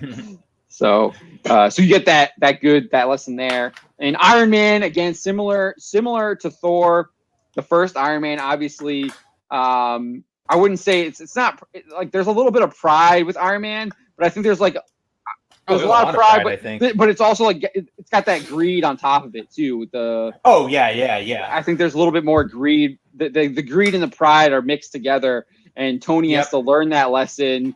Gets captured, is literally like tortured in the cave, but he's saved by someone you might not expect to save. To be someone to save you. You have that like really who would like want to offer help. Awesome like bonding moments, and then you see the ingenuity that he has, self-made man, and then he obviously takes a fight to these people who have been like terrorizing and does it on his own, and then he obviously uncovers like even more how while he learned that lesson, obviously this other guy hasn't learned that lesson and is at all just absolutely like horrible. So just great. The stories are just really good in that first phase. Even Incredible Hulk too has a good like Incredible Hulk. But yeah, all right. So Valiant Renegade, super chat for $4.99 says swinging by to show some love to Bounty in the Comics. Early morning ahead on the hunt for more gasoline down here in Louisiana. I was watching a little bit of the news. I saw like there was like half-mile backups for gas, and people aren't even filling up their cars. They're filling up their they've got like containers that they're filling up. Dang. Yeah, they're filling up gas containers so they can like power their generators and stuff. But yeah, dude, good luck, Valiant Renegade. I appreciate that super chat. I've definitely been keeping the people of Louisiana in my prayers, and I will add you to that list. So good luck, and I really do hope things work out well and you're able to find that gas, and I hope all your family's safe as well. But yeah, no, I know it's really bad down there, from what I've gathered. Yeah, man. Good luck, but also like thanks for stopping by. Yeah, but we do also appreciate that. Good luck. The Nerdporial Lifeform, sup folks? Hey Nerdporial, saw you in Culture Casino's chat earlier today. Good to see you here with us. We appreciate that.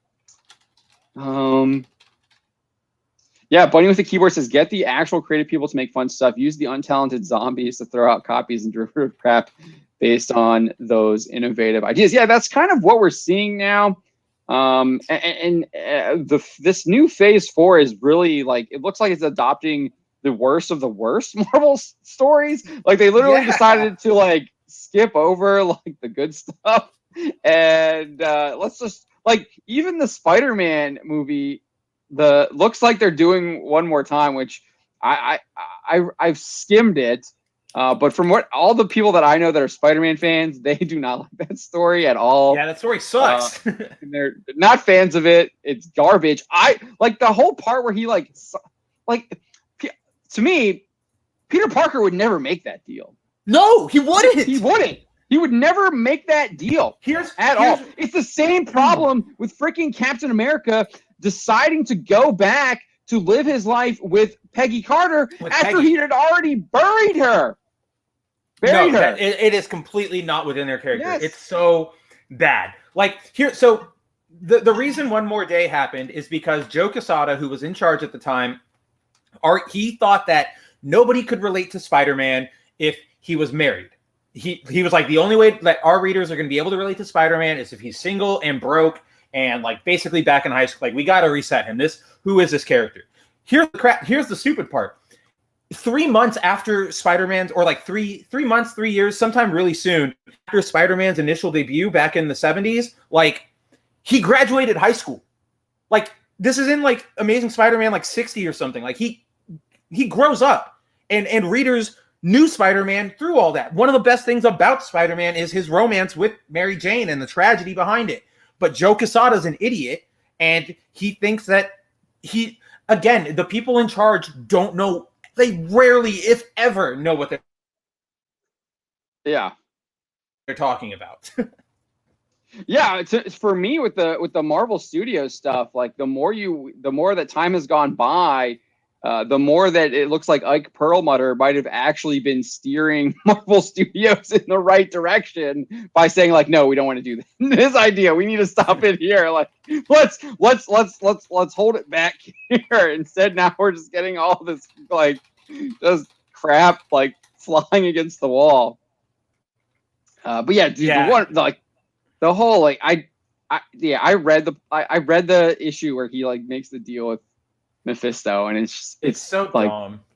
No hero makes this deal. I'm sorry. No, and I like a lot of like at least especially me, a veteran hero like Spider-Man. That's exactly it. Like I'm a huge Spider fan. In that moment when it's like, oh my, the entire storyline up until that issue is Peter running to everybody he knows because Aunt May is dying, and he's like, Strange, can you help me? Iron Man, can you help me? And like Reed, can you help me? T'Challa, and nobody can. And the whole point of that story was like Peter building to this moment where he's going to have to accept. He should have gone to Nightcrawler. Nightcrawler could have helped him, or Daredevil. Daredevil could have helped him. But like Nightcrawler, yeah, they would have talked to him about Christ and salvation. And so yeah, exactly, and given because they're Catholics some comfort in her dying moments. But like that's the thing is like it's exactly what John says. A real established veteran hero would never make such a selfish, dumb choice. Yeah, especially like especially Spider-Man's freaking origin. Yeah, exactly. That's a great point that I never even thought about. Like, why stop there, Mephisto? Like, why not go back in time and give me Uncle Ben? Like, shut up. And yes, exactly. His whole origin is like accepting that you can't change things and people die and you have to pick yourself back up and live like in honor of them. And no, like Joe Quesada sucks. Yeah, dude, that was a bad time for Marvel. It's a bad time now. Like I can understand like I could see a veteran hero getting pushed to that, but not Spider-Man. I can see a veteran hero like getting pushed to that. Someone like the Punisher is making that deal, like, maybe the Punisher, but like Captain America, Iron Man, all like Hulk, they're not. Well, maybe not Hulk because he couldn't talk, but like they're not. If they have to make that sort of a deal, it's not for them. It's for like the universe. Yeah, it's like I will make this deal to. I will sacrifice. Like if Steve was like, I will sacrifice. Right.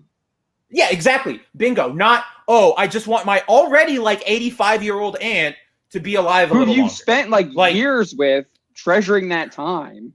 They're treasuring that time, and honestly, there are just no more stories to tell here. Like we've gone through Aunt May dating and Aunt May having a business and Aunt May becoming superhero, and it's just like, dude, just let her go. That's actually a good story though too. It's like exactly you have like losing a loved one is a traumatic experience, and that's actually something that would be like I think it could be an interesting story, but instead they take away that trauma that he has and instead like have him literally cut a deal with the devil. Literally with the devil. Yes, it's so and then like it's even worse. So like not only does he prevent Aunt May from like dying and possibly going to heaven, but he also like literally just like negates this like the sanctity of his own marriage too. It's he makes it so it never happened, and it's like, dude, this is so bad. I mean, it's great for Mephisto. Like that's exactly what he wants. Right, yeah. But like, it's so horrible. Like Daredevil, where were you to like throw? Where were you? Oh my gosh! Like that's such awesome. Like, have they even done anything like that with like? I don't know how far they've gone past one more. I don't read Spider-Man. I don't know how far they've gone past that. Like that's still something that like Daredevil could talk to him about. I feel like because I don't know where Peter Parker is in his life anymore now, but I don't know because they'll never do that because they don't do that stuff anymore. The Daredevil Netflix show is probably the last we'll ever see anything like that. Exactly. Like I think that would have been a great moment. He should have Daredevil should have been one of the people he goes to, not because like obviously like he goes to Reed and Tony because they have science and tech, but then like at some point he's like, I can imagine him being like, dude, I just need to talk to my friend. I don't know what to do. And that's when Daredevil can give him sort of like, well, here's my insight from like the Catholic standpoint, and give him this like perspective where like even if like Spidey didn't believe, he would still like find comfort and be like, you know what, you're right. Life is about accepting and like going forward. Yeah, like can you imagine if Daredevil was like just talking to him about what happened with like Uncle Ben? Like I can see him like maybe talking, like they could like maybe Spider-Man tells him about that, and then Daredevil like talks to him about that. Yeah, like that's like as much as we complain about like having like just characters talking, that's actually like would be an interesting conversation because there's substance to that conversation. Right. They're not sitting there ordering sandwiches and talking about social media. It's a philosophical. It's like the one he and Frank have on top, just less on top of the roof. Deadly, yeah, just less deadly. Yeah, Josiah here processing his grief. Instead, what they do with processing grief, they have Scarlet Witch enslaving people on WandaVision. Like that's how they view grief processing now. That you're totally right. Yeah, like there is no in Marvel. This is starting to make everything kind of come together with like modern Marvel. Like with these stories, they're teaching you not to move on, not to accept the things you can't change, but rather try and whine and do despicable things to get your way. Like, deal with the devil is not something anybody should, like, even if you were like the last religious person on earth and the devil appeared to you, I'm pretty sure you would go, I'm not going to make a deal with you because I know this is going to go bad. Like, it's so bizarre, but it's teaching everybody that just be awful, do awful things selfishly, and you can keep going, and we'll promote that, and we'll enjoy you, we'll celebrate you. And it's like, dude, what happened here? What happened to us? Shinkai Atsuya says anime would have been like Grandpa Gohan saying, "Don't bring them back." Yeah. There are stories where Aunt May is dead, and they're great because he doesn't have to sit there. In like 2002, they did Spider-Girl, which was like the alternate universe, and it's like Peter's daughter, and Aunt May's dead there, and it's great because like Peter's not whining. He's like, as a father, he's like, you know what my aunt taught me? Like he's taking all these lessons he learned and applying them to the next phase of his life. And it's fantastic. And you won't get that anymore. And that's what, like, so I'm going to transition to Batman here.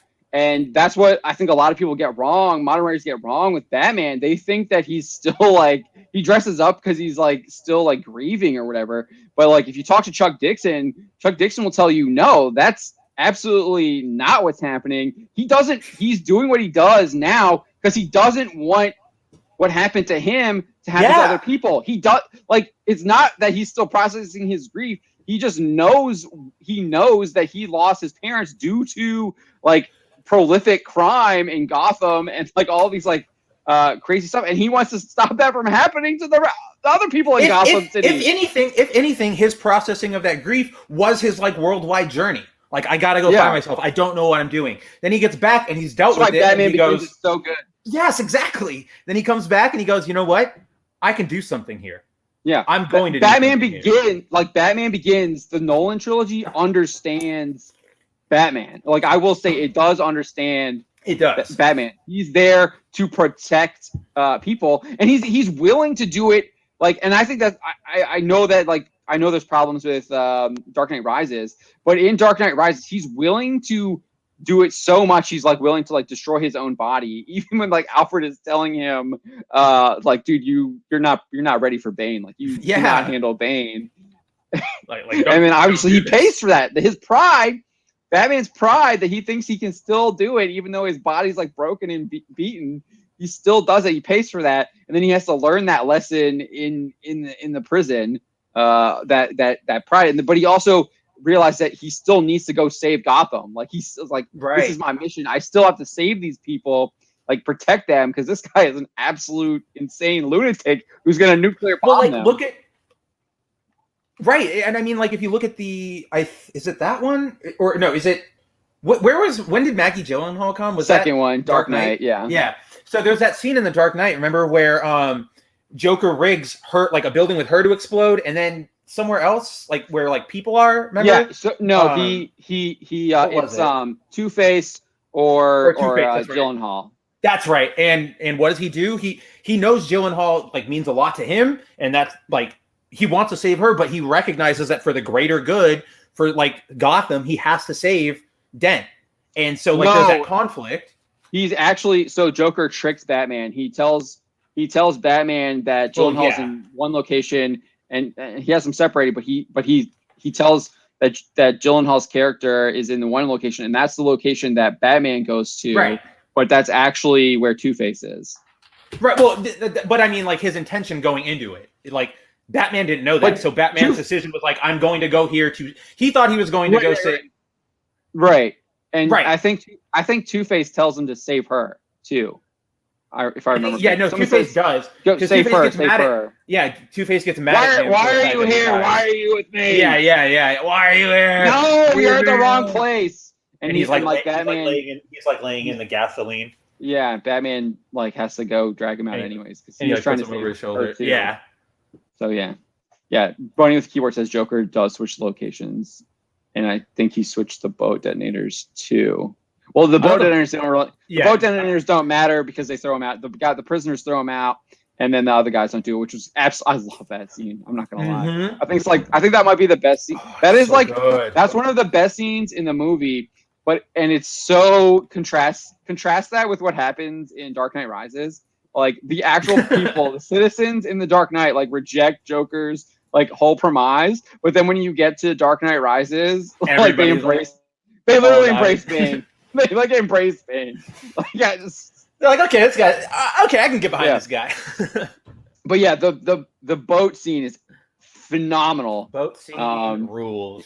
In Dark Knight, that might be one of the best comic book movie scenes like of all time. It's really good. I love that scene. I also really like I like the next scene, or I think maybe the previous scene where Batman takes out all the guards in the high rise. Oh yeah, to get to Joker. Like, his night vision. Yeah, I love that scene. And he when he trips everybody with like his wire. I don't know. That's like Batman to me. And then that's how Batman would take him out. And Batman's Joker sends the dogs on Batman, and then he like tries to slice him up. And Joker's like so confident that he's gonna win, and Batman's just like, no, Gotham. No. The people of Gotham are better than what you think. And I just like I love that I love that too because that shows like Batman's optimism. He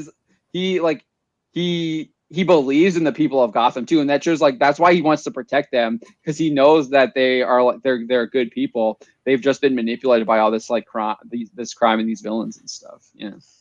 Yeah, it's so good. Yeah, Sean the Movie Man says Batman 2 boat scene and Spider-Man 2 train scene best. Yeah, Spider-Man 2 train scene. Yeah, Spider-Man 2 scene rules.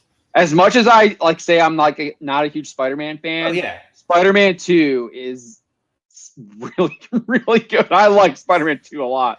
Love that. So like good. Yeah, they just do it all they right. Do. In the movie. They do it so good. The villain is like Doc Ock is awesome. Like Harry's turn is great too. It does like and then Pete and like he's trying to still balance like heroics, dating and going to school. Like I just like it's so I love it. It's just very super. Yeah. It's superhero-y, like to a T. It captures I think the original like Spider-Man comics. I think so too, with like trying to balance a real life and his duties. It's great. It's just good. And then there's that scene where Doc Ock throws him off the train and he starts like skateboarding on the car. That was cool. Or the car door. I think is this in Dark Knight? It's in the beginning, right? When Scarecrow, he's hunting down Scarecrow. The Scarecrow's trying to find buyers for his like for his fear toxin. And the guy's dressed up in hockey pads, trying to take down Scarecrow, and then Batman shows up and has to take him down. Yeah, I remember that. Compare with the Captain America wannabes. I didn't watch Falcon and the Winter Soldier, so I can't. I think Bunny's talking about the United States of Captain America cast, like the regional caps or whatever. Oh, okay. Yeah. I thought she was referencing Falcon and the Winter Soldier. So. Also works. What? No. Where did you? Yeah, dude. If you saw that, send that to one of us, because no, please no. Yeah. Yeah, I don't know if you're on Twitter, Mark, or just or you can drop it here. Yeah, just let me know. Like, share that with us, because that's something that we'll cover. We'll definitely cover that. I know that she's supposed to be like headlining a new HBO Max show. I haven't heard anything about Justice League team, like Black Canary leading Justice League. What? No. I mean, she's Justice League, but she's not like main team Justice League. She's the problem with like trying to, so like in the comics, obviously you have like lots of roster changes, and I know like Black Canary's been in charge at some point, like she's been like the team leader. Problem is, when you're doing this for Hollywood or for like movies, you can't, like when you say like Justice League, you cannot drop a bunch of D-listers. Like you need your Batman, you need your Superman, you need your Wonder Woman. Like imagine if James Gunn took his the team from the Suicide Squad that just gets like blown up in the very beginning. Imagine if he took all those weird random characters who are in the comics and have storylines and made that like Justice League. Like Captain Boomerang is your like it doesn't work. It makes me go, what are you doing? Why are you trying to shoehorn these things? Just give me Green Lantern, give me Hawk Girl, give me Flash. Yeah, we haven't even seen Green Lantern. Like, no, what? Like, we don't even have a Flash movie. Oh, Giant Freaking Robot. Okay. I mean, Giant Freaking Robot. Okay. Does rumors. I'm skeptical of their. I mean, we've run stories based off their scoops before, but me personally, I'm skeptical of their stuff. That's not to say they don't have stuff right. Like I mean, I honestly, like, the guy I trust the most is probably Mikey Sutton. I trust Mikey. And then, because he does get stuff right. And then I do think the guy who puts his stuff on Patreon is somewhat decent. Oh, what is his name? Yeah. Yeah, I know who you're talking about.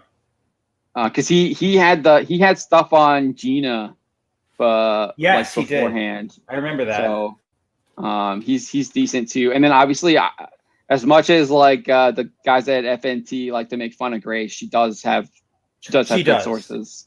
And, she herself she's a little like incorrigible, but like she does have sources and she does have news. Like she's a normie. She's a normie. Yeah, exactly.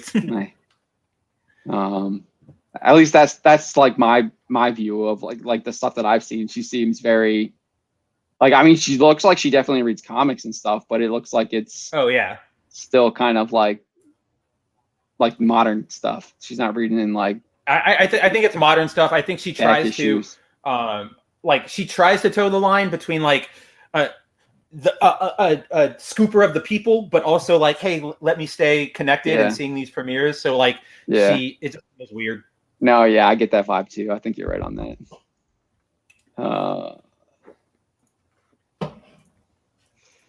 All right, so I do see Godzillionaire says, I want to see a Justice League movie with Booster Gold as the leader. All the A and B listers are off-world, and Booster does a comedy movie against Mr. Mystical. Like, see, I think that's a really fun idea. That's a Booster Gold movie, though. Right, exactly. If you're rebooting the Justice League, you don't throw that as your main plot, unfortunately.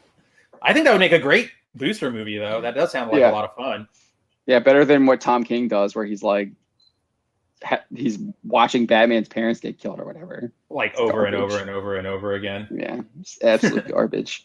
No, I think if you're going to do like a Justice League movie with like, you have to do it somewhat like Justice League Unlimited, where the big guys are there, right? They're there, and then they go off on a mission, and they're just there, and then but like Black Canary's like hunting down some kind of like other thing that's happening while like they're up in space or something like that, fighting whatever. I think you do you have one standard movie, maybe two, where it's just the Justice League, like the main seven. Like you set them up as the big heroes. Then you have that third one where exactly that. You have like an opening scene where it's the seven and they speak to a huge crowd and it's all these heroes and you're like, wow, that's really cool. And maybe we get like a montage of various little Justice League teams doing things.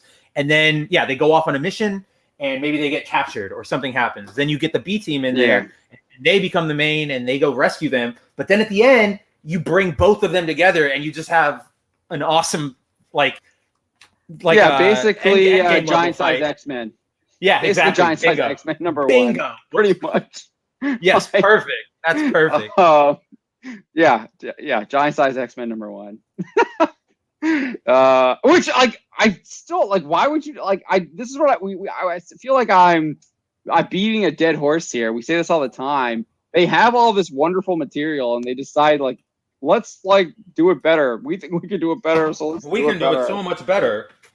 So bad. That's not to say like you. There's not to say that you can't. There aren't people that I do think that the Nolan's films are right, really good, and he did it in his own. But like, but Batman, like, but Batman versus Superman should have just been Dark Knight Returns. Like Snyder should have just literally done a Dark Knight Returns adaptation instead of what we got in Batman versus Superman. Mashing everything together and just squishing it. Yeah. BVS, like I feel like that was like had the same problems as Civil War. Had the same problems. Absolutely had the same problems as Civil War, which is why like I don't know why people like. I'm not a big fan of BVS, but it's also not the worst movie. It's probably one of the better ones in the Snyderverse. Yeah, like, I agree. Know. It's such a weird complaint when people are like, Civil War rules. BVS is the worst thing ever. I'm like, they're almost like the same, guys. The Ultimate Cut actually helps it out a lot, or whatever it's called. That's true. Yeah, I think it is Ultimate Cut. Yeah. Yeah. I got that one because I've seen that one. Yeah. Yeah. And I mean, I love Batman, so I'm a Batman guy. Batman the animated series. Yep, that's your man. Revolt Arvida. Dude, it's like the best. Justice League Unlimited is so good. I love Justice League Unlimited. They're all good. Yeah, and then dude. Batman the Animated Series, obviously. Revolt Arvida for $5 Australian says we won't see Green Lantern in Sinestro because of the connection with Ethan Van Sciver with Green Lantern Rebirth. I don't know. I don't think so. I don't know if that'll. They already credit him in all the movies. So they credited him in Snyder Cut. They credited him in The Suicide Squad. I know that the HBO Max series wants to use. I don't think it's using both of them, but I think it's using Simon Baz and Jessica, who were made by Ethan. So like, here's the thing: is like they're like DC.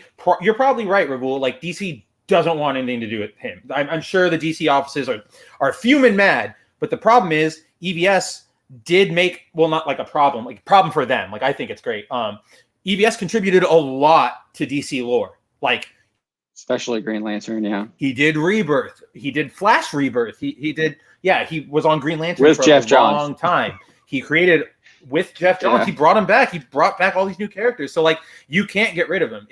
If DC tried to ignore everything Ethan ever did, they would have to go my age to like the 90s and also learn how to write, because they would need to learn how to bring those modern stories into like, or those stories like more relatable to now, because like kids aren't using Walkmans or boom boxes, but like they won't be able to because they can't write. So they're really banking on a lot of what Johns and Ethan did. Yeah, I think the reason why we aren't seeing Green Lantern right now is because you have Abrams coming in, and they're still figuring out what they're actually trying to do with their DC properties. I know Johns is supposedly has been working on a Green Lantern film for like, I feel like half a decade now. And the HBO Max show that's been in the works for, I feel like, over a year now. Maybe we'll get an update at the Fandom thing. That looks like it's going to be primarily Flash and Batman centric. And maybe Shazam and Black Adam. I'm sure they'll have some stuff on there. But yeah, I think the Green Lantern stuff is more along the lines of like there might be conflicting visions on what they're trying to do with their current DC properties. I know The Rock seems to be wanting to keep current continuity happening because he wants to fight Cavill's Superman. But they're literally like doing they're doing some kind of like they're putting Supergirl in Flash. Yeah, they're doing no idea what's going on with Superman. We think they're doing a Flashpoint, and then there's Black Superman being made, and it's a mess.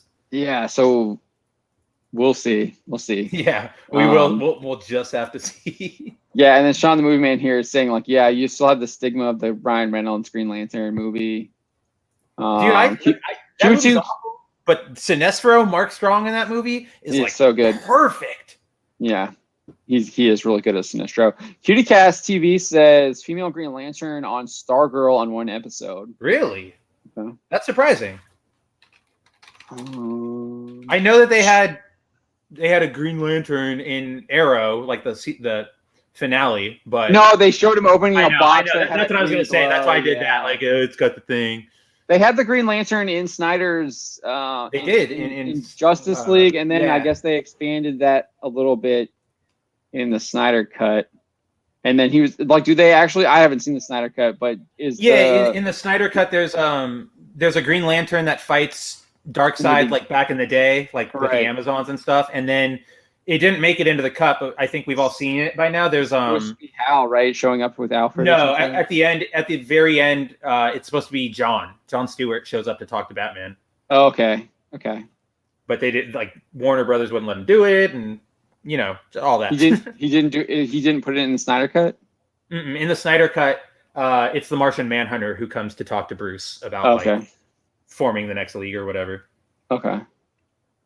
Sean the Movie Man 71 $2 super chat. Sup guys? Are you guys going to review Titan season 3? Absolutely not. I will not be reviewing Titan season 3. I had been Mark knows this. I was reviewing Titans season 2 and I stopped halfway through because it just was absolute garbage. It was trash. I know. I will say the first episode was absolutely terrible in season 2. They had to finish up the end of the first season, so they had to rush this Trigon fight, and Raven literally just oh, you can't rush Trigon. Come on, man. Raven just taps him and he goes into she just powers up and whacks him and he gets sent out, and it was so anticlimactic and just absolute garbage. And then they moved into the next phase, which is them being set up by basically adaptation of the Judas contract with Deathstroke trying to set up the Titans, and they had a really, really good episode 4 or 5, the Aqualad episode, one of the best I think superhero TV episodes ever, but then it just went super downhill. The Superboy episode I just did not like at all, and it just, I don't know, I lost interest. I wasn't I didn't like it. I liked the way they characterized Hawk and Dove. I thought the Hawk and Dove, anytime Hawk and Dove were in it, was really good, but they weren't few and far between. Starfire stuff was just wasn't interested in it. I didn't like this. Her losing her memory and stuff. I just didn't, I don't know. Yawn. Yeah. Whatever. Okay. And, obviously the Raven stuff I was not into, and then Beast Boy was, I don't even know. I felt like he was just a side character to a side character. He's just there because he's on the team in the comics. Yeah. I did think the guy that was playing Jason Todd, I thought he got that character right. I liked his attitude. I thought they wrote Jason Todd well. I thought they actually did that pretty decent. But yeah, no, I have no interest in reviewing Titans after what I saw in season 2. I will admit, I got tempted to watch it off of JB. JB recently wrote an article, an opinion piece about Titans and how bad it was. Yeah, the Batman stuff. And I had to look up images, and maybe it's just the fact that I like Power Rangers and Kamen Rider and stuff, but something in me when I saw the images of Nightwing fighting Red Hood, and they're actually in costumes, part of me was do I want to watch that? I kind of want to watch that. And then I was no, I don't think I want to watch Titans. Sean the Movie Man is saying it seems no one is on YouTube is reviewing Titan season 3. I mean, that doesn't surprise me. I'm actually surprised the show is still going. I think the only reason why that show is still going is because it was a DC Universe thing. They probably already had the funding for it, and that was the flagship for DC Universe. Yeah. So, I don't know. I don't expect it to go past where it's at now. It's definitely not going Arrow level. Yeah. I doubt that. HBO Max I doubt they're getting good viewership on HBO Max. Yeah, I would be really interested to see those numbers. I'm right literally there with literally, I like you're not seeing anyone talk about it on YouTube. I'm not seeing any buzz. The only buzz I see is I have this one guy in like a scooper list on Twitter that I follow, and he's like a super shill for Titans. So he like shills Titans all the time. So I see all his retweets and it's stuff. It's the best show ever. Yeah. Ravul Arvita, $2 Australian super chat says, "Are you going to review The Garden of Sinners?" I don't know. I feel like that's more for you, Spencer. I feel like that's an anime. Garden of Sinners. Yeah, it probably is an anime. Haven't heard of it, but I can look into it. And Ravul is saying, "Wait." I think Ravul's recommended it before. I think I've heard him mention it. He's asking me for my Mobile Suit Gundam Hathaway / review. I still haven't like resubscribed to Netflix, so I don't know. Maybe when it comes out on like Blu-ray, I might do it. I don't know. I feel like I'm like so far past it now. It's not going to happen. I don't know what the next thing we're going to review is. Because I'm not doing What If. I don't know, man. I feel like I would just be reviewing it just to trash on it because I watched that first episode. Like yeah, it would just be like that. And I'm just like, that's not fun. Like, that's not fun for me.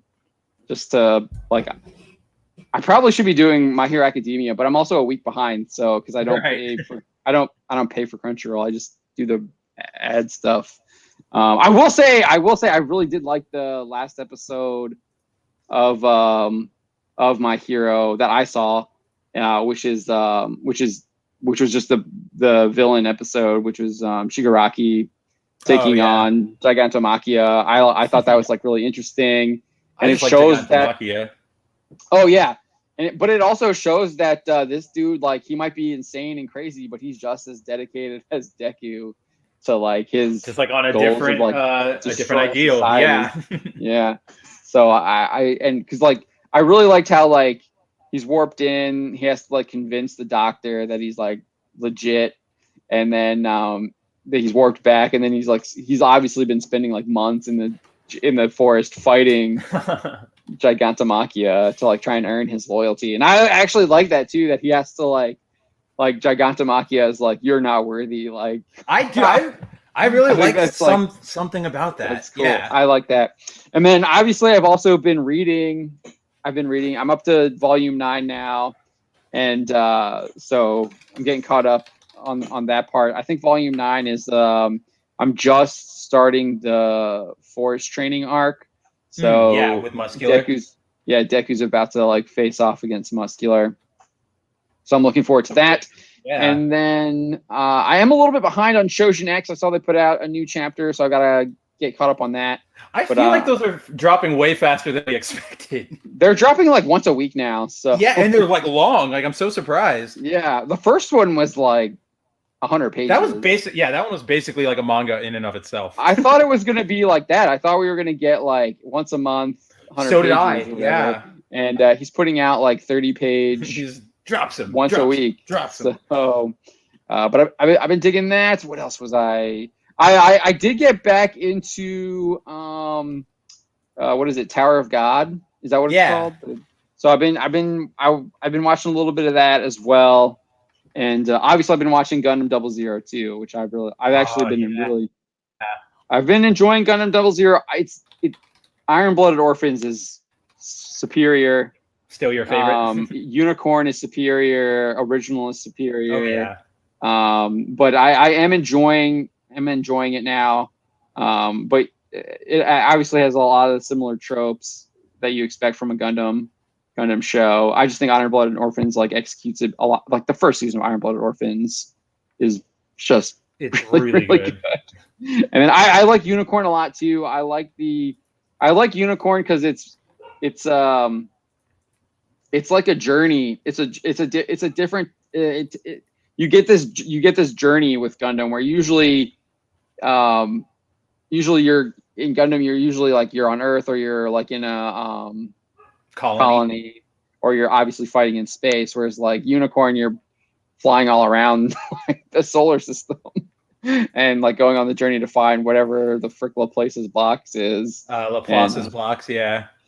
Godzillionaire says Unicorn bored me. I don't know. I liked Unicorn, but I do think Iron Blooded Orphans is better than Unicorn. Iron Blooded Orphans is probably my second favorite Gundam behind obviously original. Especially original was like a different level. The first season of Iron Blood Orphans is really, really good. Like it's so grounded. Yeah, so exactly. Grounded. The second season is has more. They embrace the science fiction a lot more. Which obviously the original Gundam has that too with like the new types and stuff, but like I feel like in the original the new types only play a role very later on, and they're not even like that particularly mystical, like magical, like they kind of are in IBO. They're kind of just like, oh, they can survive in space, and they like are empathetic. Like I never got like, oh, I'm Super Saiyan power now. I mean, in Unicorn, obviously original Gundam is different, but in Unicorn, of course, there's the form. They've like evolved into like Super Saiyans, pretty much. Like that's what I was about to say. Like one of my favorite things about Unicorn is I admit, like the hype when Unicorn changes is like always awesome. They have that horn comes out, and they have a little bit of that in 00, where they have the what do they call it? Like it's like Top Gun mode or something like that. It's not Top Gun, it's something else. It's like, but that's what it is. Like, and all of the Gundams have it. Yeah, when it like changes. Yeah. But dude, I mean, Mikazuki is such a great. And there's that one move where the like one thing I loved about the Barbados is that it like it can turn itself, like its body. Like not all the other Gundams kind of typically move like humans, right? But like there's that one thing where like he gets caught. I forget who he's fighting, but like somebody holds him, and then he just like turns his body around and just like cracks at him. That's where he's fighting. That's the first Gundam that he's fighting. He's fighting the Hammer one with the big. That's right. Yes. Before I can't remember what its name is, but obviously they repurpose it and they give it to the other. They give it to the other pilot. Yeah. Godzillionaire says I don't know if you watch any of my upload videos, but I use the English G Gundam intro. Oh! Trans Ammo, thank you, Revolt. We were reviewing it for a little bit, then life kind of just got in the way, but no, I'm with you, Godzillionaire. Like I think G Gundam is my favorite after the main one, because like it's just so ridiculous. Dude, the Mexican Gundam. Tequila Gundam, man. I saw someone used the Chibity Crockett being defeated to honor the soldiers that in Afghanistan. And I was just like, wow, man. It just gives you like different context with that Chibity Crockett, like because he's got the flag draped where he's draped in the flag, and like everybody's like crying around him, and the Gundam's all torn up. Yeah, I like it. It's just, man. Oh, that like got to me. It works. It hits. Yeah, it hits. But yeah, I like G Gundam too. I enjoyed it. I enjoy it because it is like so ridiculous and like over the top. But then it also is like that over the topness is like taken seriously in universe. So yes. So like even like the Mexican is like a freaking cactus. Like that space colony. Dude, that's so good. And like I just kind of love how like over dramatic everybody is, but they play it serious. Like Doman's always posing and like throwing his cape up, but everybody's just like, that's normal. That's cool. Let's do this. Yeah, dude. Yes, I enjoy.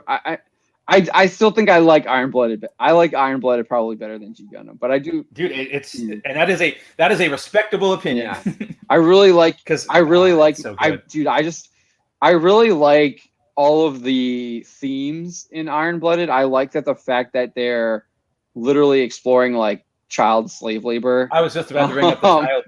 Like one of the scenes that always stands out for me is from like season 1, where they're starting to like they get into space and they're trying to like start negotiations with like the pirates or whatever, and they all go out and party, but all of them get sick except for Mikazuki, because they're all kids. Yeah, they kind of like someone like exploits them after that. I think so too. Yeah. Somebody tricks them or like lies to them or something. Yeah. So I really like that aspect of it. I like the aspect that they are also trying to seek independence for themselves. Yes. And it's a constant struggle, and I don't think they like it takes Mikazuki dying and like their leadership dying for them to actually like obtain it almost. Yeah. Or to like almost like realize what they're actually fighting for. Yeah. Yeah. So that's like really powerful to me.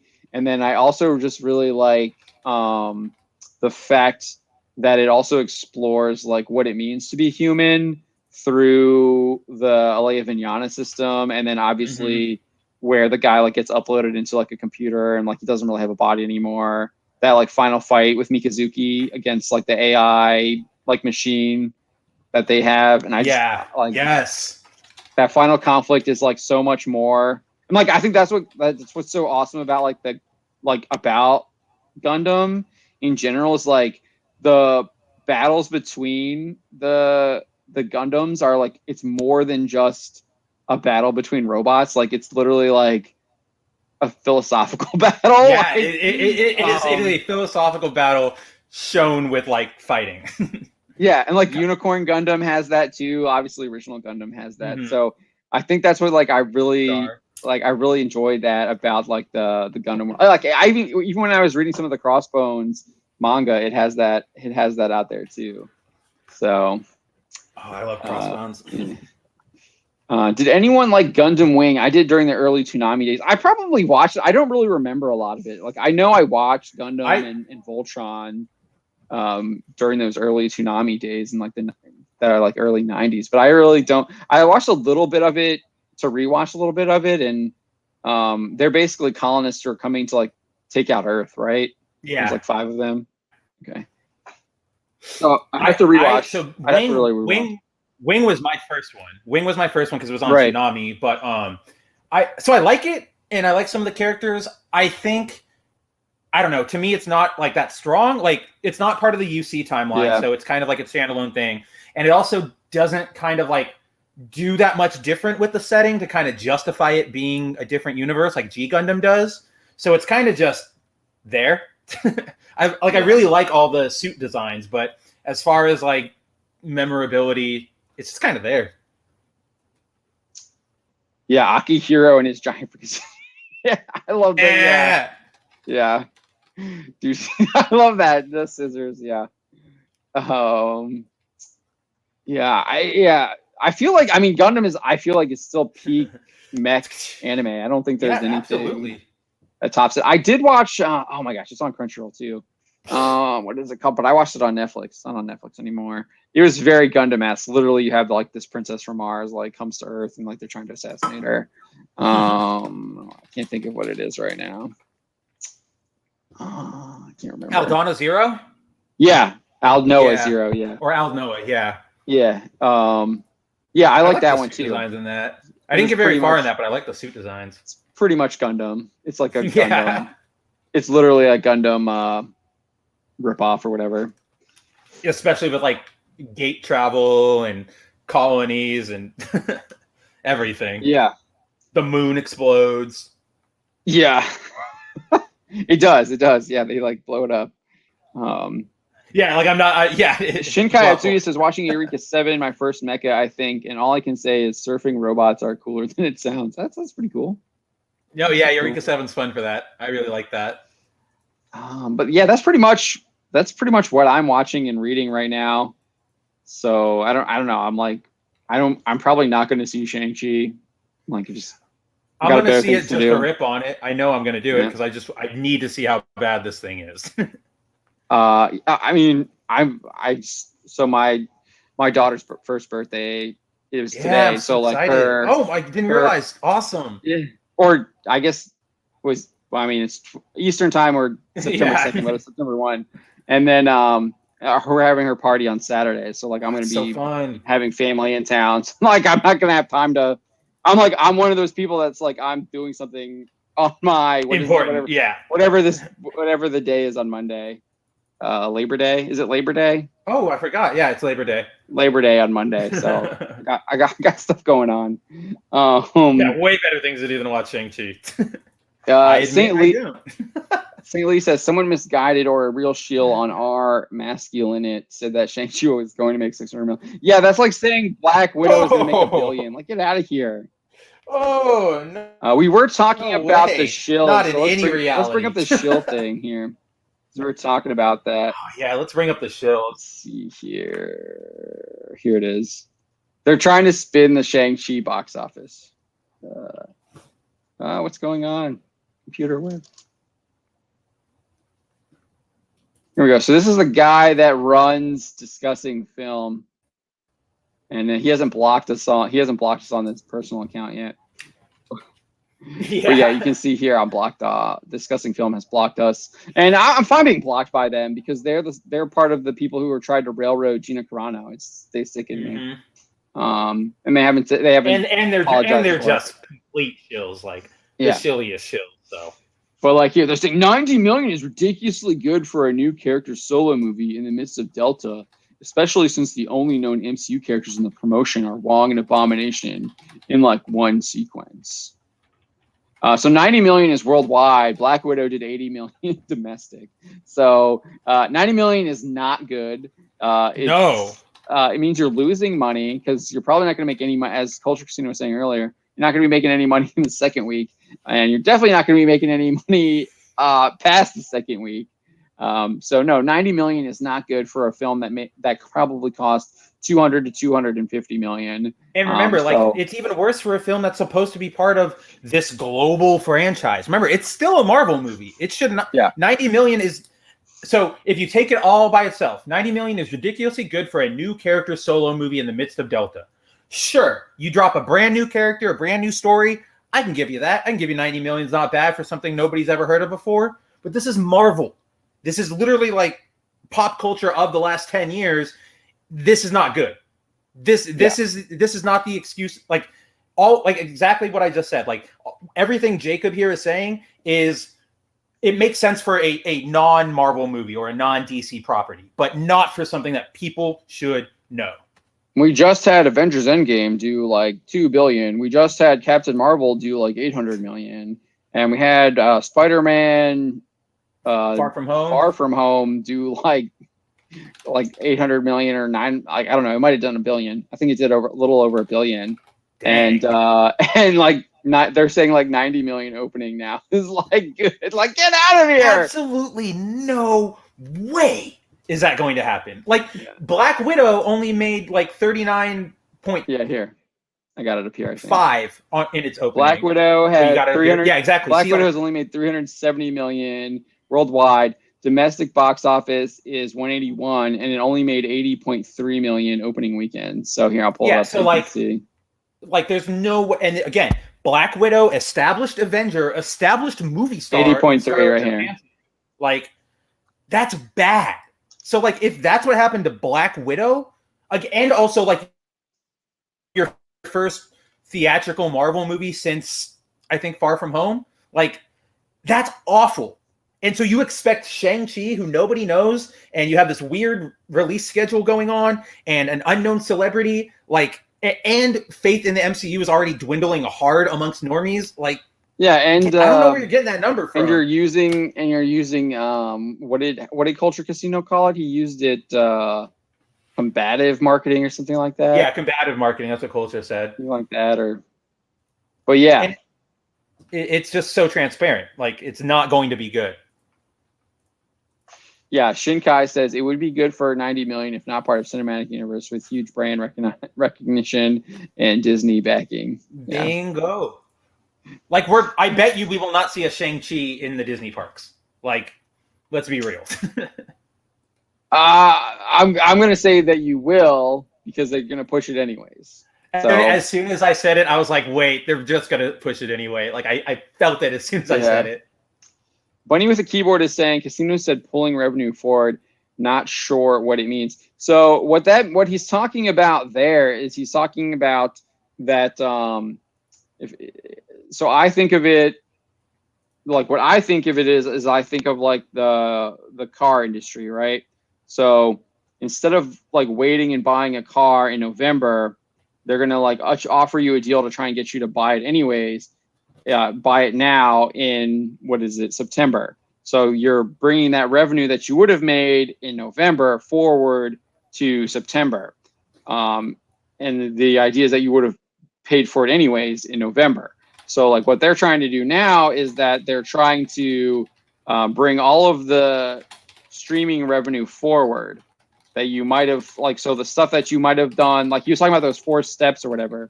So like you'd have the box office release and then these other steps, and then you would get to streaming, right, where they would usually license it out. Well, now what they're trying to do is they're trying to bring all of that revenue and all of those steps at the beginning, at the main point of their streaming. So I don't know. I think that might have been what he meant. I probably should have asked him a little bit more to clarify that. It's my fault, but I think that's kind of what he meant. I think that's what he means. Yeah. So yeah, of course. Yeah. Bunny says big problem with that strategy. Yeah. Disney Plus in a few months, anyways. Now I have relatives who let me piggyback their account. I'll just wait. Exactly. That's 100% what it is nowadays. Yeah. That's what I was saying earlier. Yeah. Is like we were saying, like, so Disney has already made it clear that Shang-Chi will only be in theaters for 45 days, and then it's going on Disney Plus. So I can wait a month and a half. Yeah. I mean, for me, I'm probably not gonna watch it. Like I literally, like I did not watch Zack Snyder's Justice League. I was disgusted by what he did, and I had no point in watching it. And I also didn't watch Godzilla versus Kong. I was actually really hype on that, and I still haven't seen that.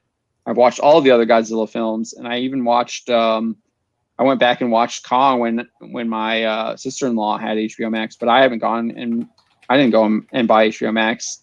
And I skipped out on that. I didn't watch Mortal Kombat. Like all these movies that I probably would have watched, I didn't watch. I just didn't watch them. You're not missing much. I've watched Mortal all of Kombat. those. You're not missing anything.